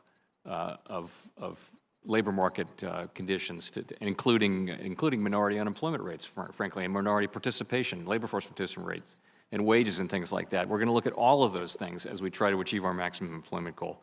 The last thing I'll say is I think we also enforce fair lending laws in our Division of Consumer and Community Affairs. We need to continue to do that rigorously. Ultimately, though, we will do whatever we can with our tools, but really it's going to take a broader attack on these problems than just the Fed alone can mount. Thank you, Mr. Chairman. Secretary Mnuchin, I got just a few minutes left. Any advice that you would give, a few seconds left actually, any advice that you would give to the incoming administration or the incoming Congress about how to address these from an economic standpoint? Well, as I've mentioned earlier, I do think the CDFI investments are something that can be done quickly that will particularly help minority and underserved communities. All right, thank you, Mr. Secretary. Mr. Chairman, if you would bear with me just a couple more seconds, I wanted to express my appreciation to you and the ranking member and to all the members on the committee for the work that we've had together over the last 3 years. It's been remarkable to work with you, to watch the two of you work, but also the work that I've done with other members on the committee on both sides of the aisle. It has been an honor and a privilege to work with the entire committee. I hope that as you, Mr. Chairman, move over to another committee and assume additional duties that Chairman Toomey or Ranking Member Toomey, as the case may be, we don't know yet, will carry on the work of this committee. I have really enjoyed my time with you over the last 3 years, so thank you both very much. Thank you, Senator Jones. Senator Tillis. Thank you, Mr. Chairman. I want to thank both Senator McSally and Senator Jones for their service on this committee. They were serious legislators and had the opportunity to work with both of them. I also want to thank you for your leadership. You'll leave it in good hands, but I'm going to miss you as our chair. Gentlemen, thank you for being here. As I heard the discussions, I had to go vote. I'm sorry I wasn't here for the whole of the hearing, but I remember vividly back in March when we were negotiating with Senator Secretary Mnuchin and members of the Senate working together. We had an underlying set of assumptions, some that proved to be true, some didn't. We knew we needed to do something big, bold, and fast, and we came up with the CARES Act. And I think the Paycheck Protection Program saved a lot of jobs. I also think the Main Street Lending Facility was a necessary facility, even though at the time, very few of us thought that it would be fully subscribed, and it's proven to be true. We also made certain assumptions about how long this virus was going to impact the economic base. I mean, there were a lot of people thinking 90 days, 6 months, on the outside, maybe the end of the year, which was the basis for the date that Secretary Mnuchin mentioned. Well, things have changed. And I, for one, think that we do have to provide a bridge to what should be a trending positive environment, maybe sometime in the second half of next year, if we make certain assumptions about the manufacturing and distribution of the vaccine that I think can be valid with the historic approval of 2 vaccines in less than a year.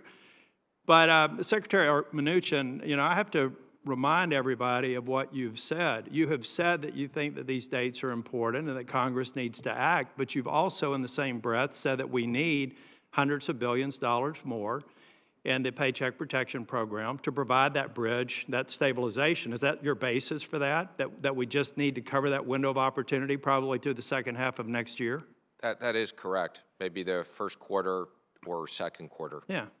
And Chairman Powell, I think you feel the same way. I don't think that we're necessarily talking about something on the scale of either the first CARES Act or the HEROES Act, but something that does provide some of the fundamentals for the businesses, and I think that they do need to be grants, not loans. But do you agree with that window that we really need to provide the bridge based on the information we have today? I think the bridge is exactly the right way to think about it. I won't have a view on exactly how much that needs to be, but that's the way we can see that. We can see the end. We just need to make sure we get there. Yeah, one thing, and Chairman Powell, this may be for you, of the 10 million jobs that are still outstanding, has there been any analysis on the length of time that they're likely. We've got, in North Carolina, we have about 19,000 restaurants. 4,000 of them have closed permanently.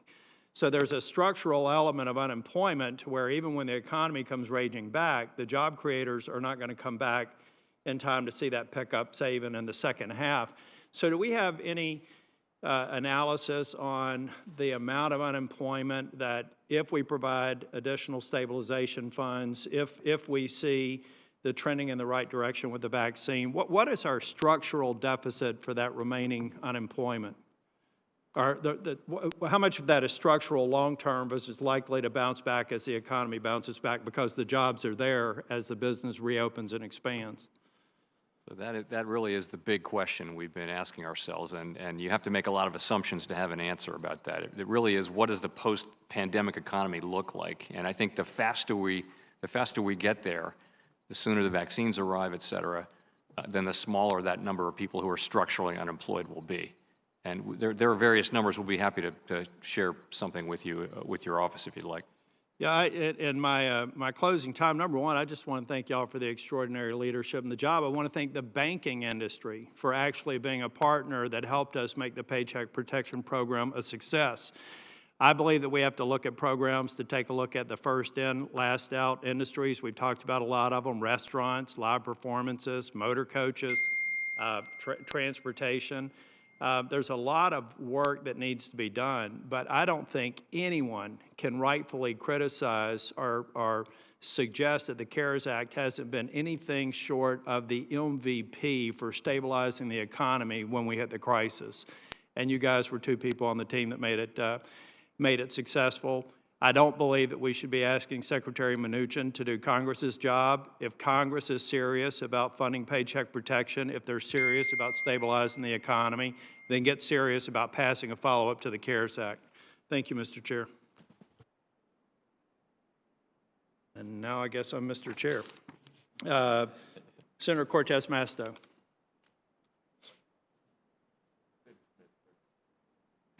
Senator Smith.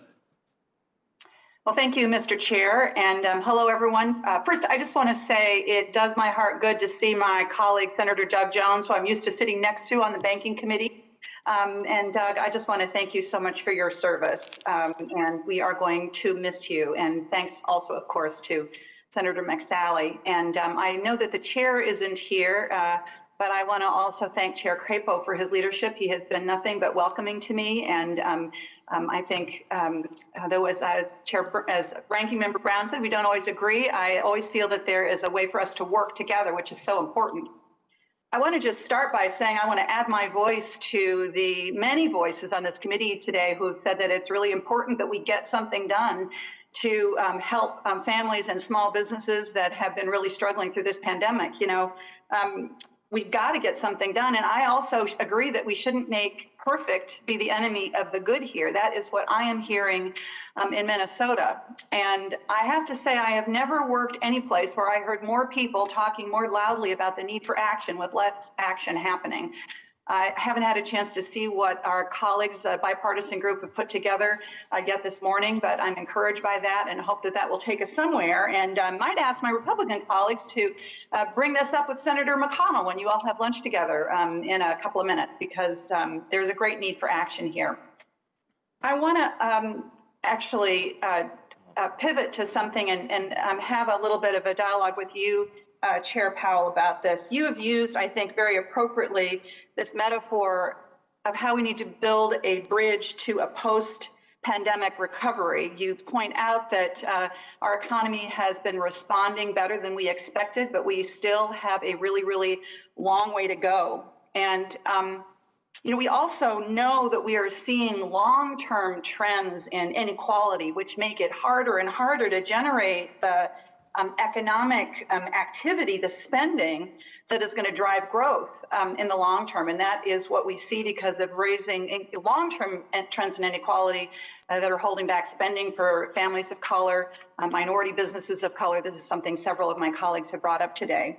So Chair Powell, could you just talk a little bit about this? And I'm especially interested in using your bridge analogy.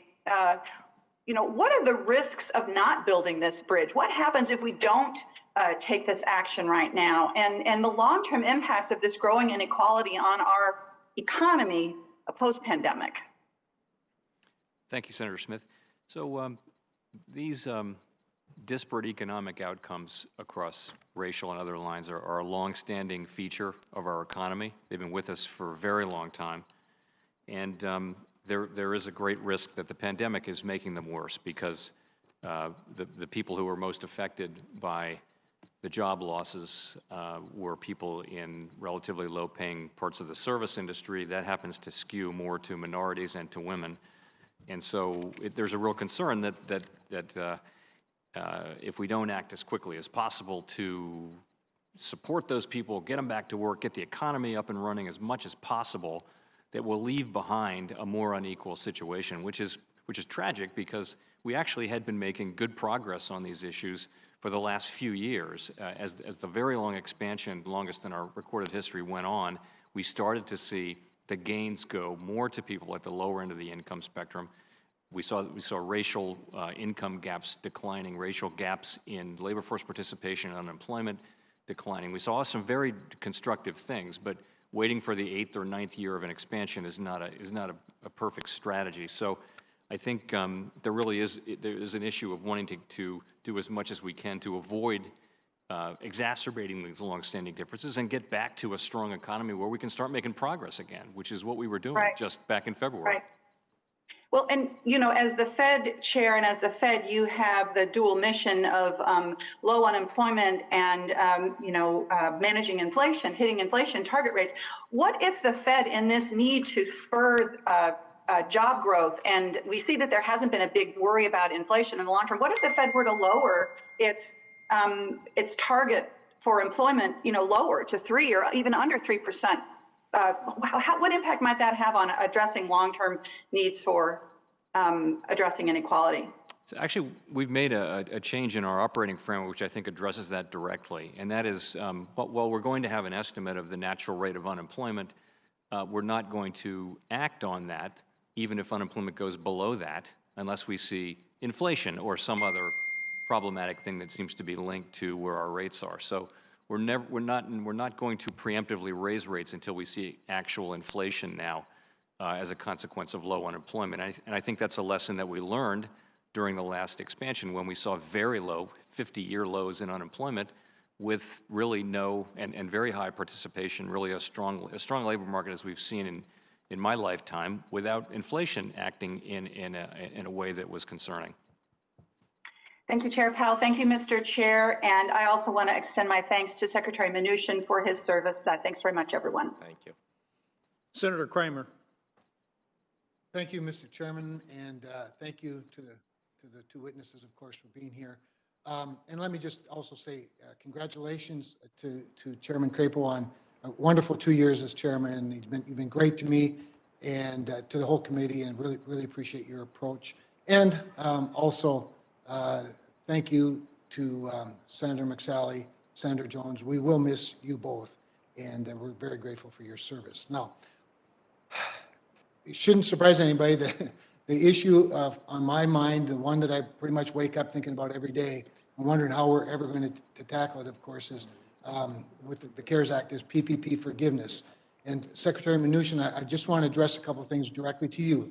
You know, of course, that Senator Menendez and I, along with Senator Tillis and Senator Sinema, and about 28 of our closest friends and allies from both political parties, have introduced the forgiveness bill, Senate 4117, takes all the loans at $150,000 less, one-page attestation, and those would be forgiven.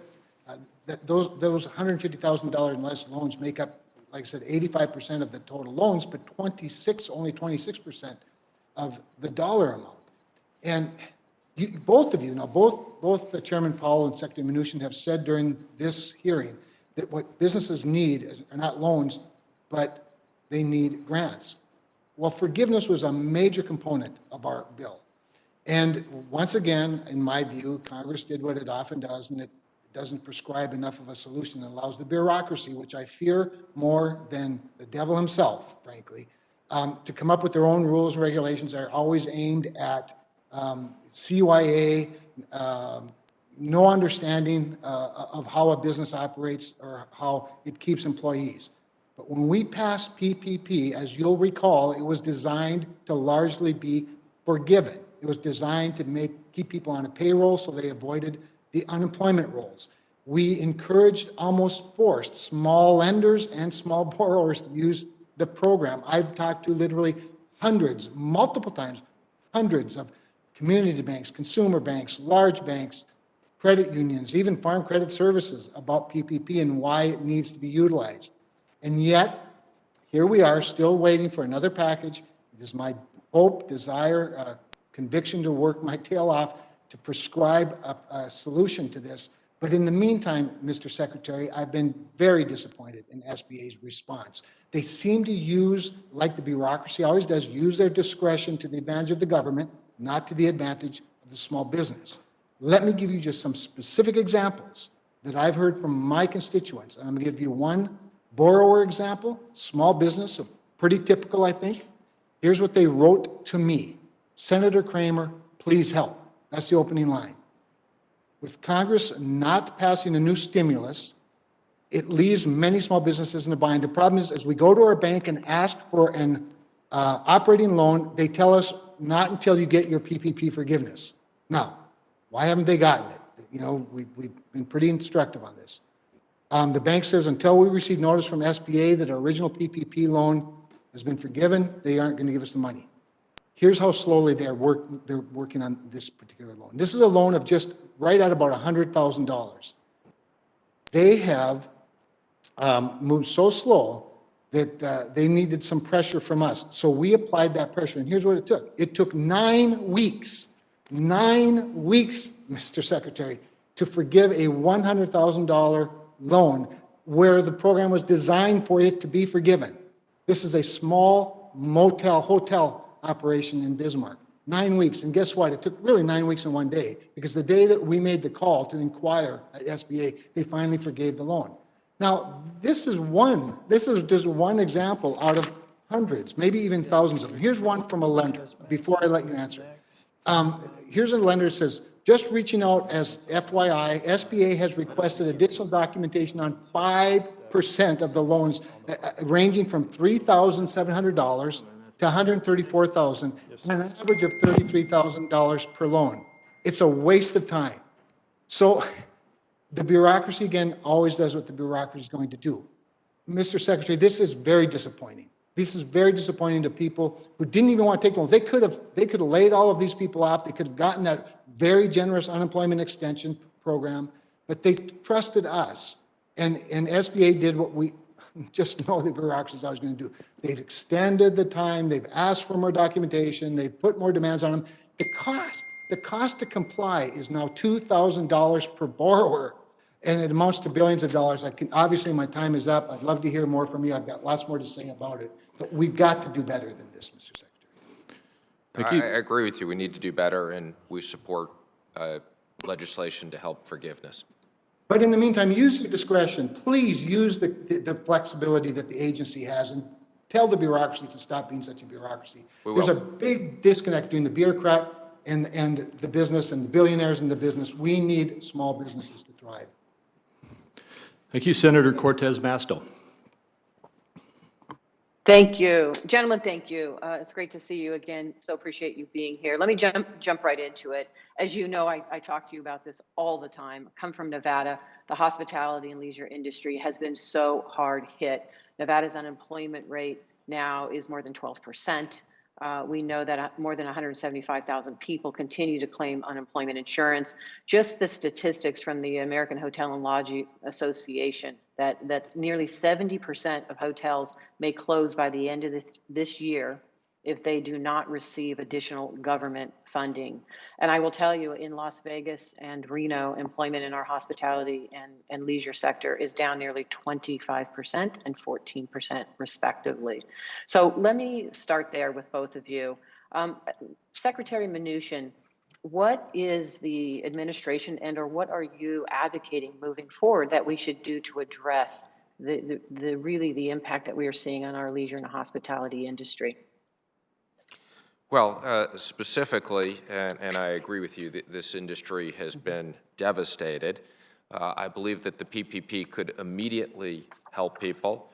I think that the airlines have also been devastated, so we support additional relief for the airlines, but hotels, small businesses, entertainment, all of these companies could access the PPP.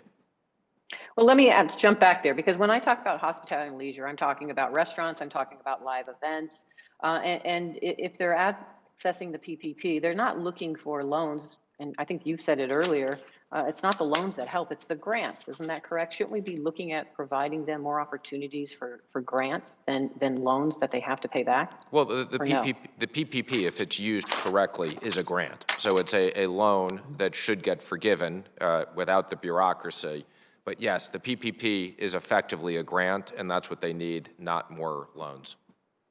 Yeah, effectively it is. But as we've heard, there's challenges with it and ensuring, and I think the confusion even for these businesses is whether that will turn from a loan into a grant is still questionable for many of them. And that's why we're seeing the concerns that we see for so many not even applying. Let me ask Chairman Powell. I know you and I have had this conversation. Again, do you believe that the hospitality and leisure industry needs another stimulus package, like a comprehensive package for relief to sustain this industry? I would agree that the industry has really been devastated. And the two things it needs is for the pandemic to be over, which we really can't do. And it needs grants, which we also can't do. Our loan programs are really not, you can't overgeneralize, but for most people in that, most businesses in that industry, really what they need is more fiscal support. That's right. And so let me jump back then to another conversation that I've heard is state and local governments. Let me just reassure, gentlemen, you that the states and local governments need an additional relief. My state does, in the state of Nevada, for the very reasons that I'm talking about. We have a budget hole of over $1 billion, but that's just not Nevada. That's all of the states. There's bipartisan support that I have seen, and as most recently as September of this year from the National Governors Association, bipartisan support for additional relief for state and local governments for the very reasons that we're talking about. So this idea that there are red states and blue states, or states don't need it, they're going to misuse it, I think is a misnomer. It's getting in the way of really the needs that we have across this country in a bipartisan way. So let me just reassure you, governors from Republican and Democratic states, or Republican and Democratic governors, are both asking for additional relief for state and local governments, and we need it for the very reasons I've just talked about. But let me ask you this, Secretary Mnuchin, jumping back to the $454 billion that was appropriated to the Federal Reserve's Exchange Stabilization Fund, is it your position that by the end of this year, if Congress doesn't make changes or change the legislation, that not only your authority stops, but that you will actually transfer those additional funds back to the state treasury? Well, I've commented on this several times already, and I'll repeat it again. My actions are not economic. It's purely my interpretation of the law. I think the section was pretty clear. I cited it earlier. I'd be happy to follow up with you or anybody else on this. And as regards to when the money comes back, it's fully prescribed within the law what happens to the money. So there's no discretion on my part. Okay, and that's what I want to get back to, because I absolutely agree with you. It's very specific in the law, the termination of the authority, of your authority, but it's also specific on where that money is supposed to stay, and that you do not have the authority to transfer it under this law. And I just wanted clarification with that. If your legal authorities are telling you something differently, or your attorneys, I would like to know that, because the way I read it, you don't have the authority to transfer this money back to the Fed. Under at least the CARES Act authority. So please share that with me. And let me just, I know my time is running out, and I'll submit the rest of my questions for the record. Let me just say, Secretary Mnuchin, thank you for your service. It is not an easy thing to do, particularly in this atmosphere where there is so much partisanship. I appreciate, we didn't always agree, but I appreciate your service, so thank you. I also want to thank my colleagues, Senators McSally and Jones. I've enjoyed working with them, and their contributions to this committee have at least helped me understand as well numerous issues that impact this country in our financial sector. So thank you all again for your service. Thank you. Thank you. And our final senator who will be by telephone is Senator Sinema. Oh, thank you, Chairman Crapo, and thank you to our witnesses for being here today. You know, Arizonans are struggling to make ends meet during the pandemic, and I regularly hear from families and small businesses back home that are concerned they won't make it through the winter, especially since coronavirus cases are spiking across the country. By passing the CARES Act and authorizing the Treasury Department's backing of the Federal Reserve's emergency lending facilities, we lowered borrowing costs for households and businesses alike, protecting jobs and stabilizing our economy as we continue to fight the coronavirus. With cases on the rise, now is not the time to pull back critical support for families and businesses in Arizona. And that's why I'm disappointed by Treasury's decision to withdraw financial support for the lending facilities, particularly the Main Street lending facility. It moves us in the wrong direction and puts relief further out of reach for people that desperately need it.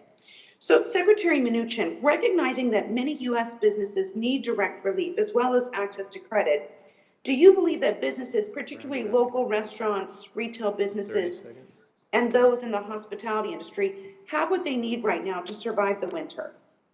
No, I don't. I think that's why I encourage Congress to authorize us to spend the $140 billion of unspent PPP money so we can give them second loans that, if used properly, will turn into grants and save lots of jobs. Well, this is an area where we agree, Secretary Mnuchin. I also think that those dollars should be released and used by businesses around the country.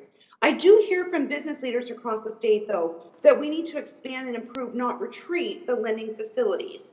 And so I'm hearing from folks at home that many small and mid-sized businesses in Arizona won't make it without additional relief. And if they can't get direct relief, they should at least get access to credit. I think they should have both.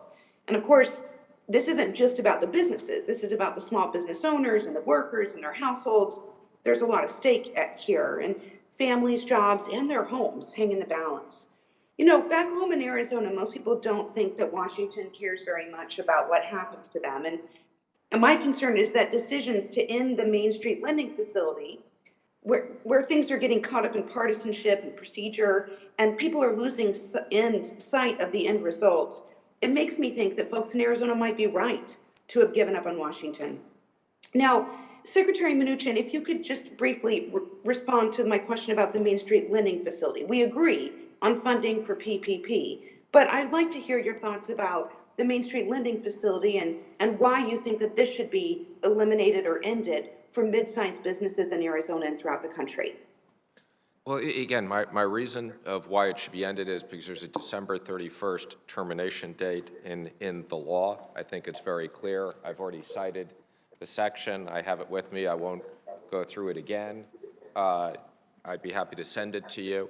Congress can extend it. I personally think that idle loans out of the SBA are more effective. One of the problems with the Main Street facility was that a lot of those small companies that are doing well had access to banks, and the companies that didn't fit the program. But again, it was not a judgment on my part. It was merely following what the law prescribes. Now, Secretary, I know that Senator Cortez Masto asked to see the legal reasoning for your decision to end. I'd like to see that as well.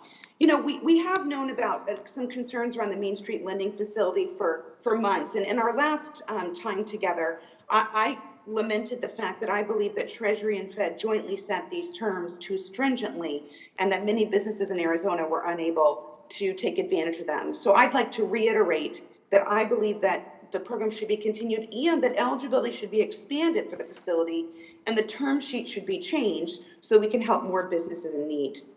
Now, Chairman Powell, I've seen your take on this, and I know that you and Secretary Mnuchin don't agree on the extension of the Main Street lending facility. Do you think that households and businesses will risk having lower or higher borrowing costs because of the end of the Main Street lending facility? Actually, it's a little more complicated than that. The Congress gave the Secretary sole authority over the CARES Act funding. We play no role in that, and that's in distinction to the 13th facilities, which we designed together because we both have to approve.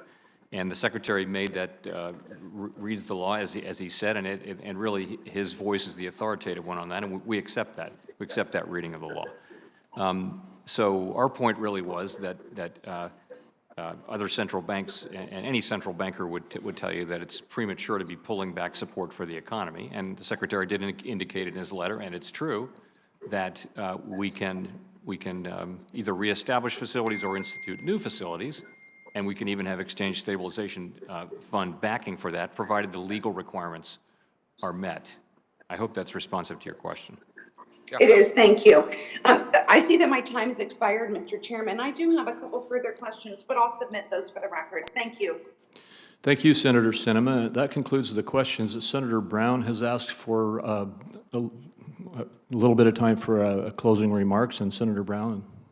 Thank you, Mr. Chair, and thanks again for your service on this committee.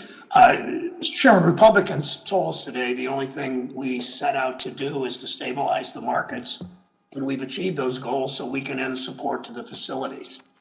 Look around us. That's not the reality we're facing in our states. People are dying in larger numbers than ever before from this virus. Businesses are still closing. Restaurants, 60 restaurant owners collectively told me yesterday that it's worse than it was in February, March, and April. People are increasingly worried about the virus. People are still losing jobs. They're working at unsafe jobs in an unsafe environment. Secretary Mnuchin ended programs that are still helping small and medium-sized businesses and helping state and local governments. He just simply didn't need to do that. Thank you, Mr. Chairman. Thank you. And that concludes the questioning from today's hearing. For senators who wish to submit questions for the record, those questions are due to the committee by Tuesday, December 8th. To each of our witnesses, we ask that you respond to those questions as promptly as you can. I want to thank you each for joining the committee today and for your service. And this hearing is adjourned. Thank you.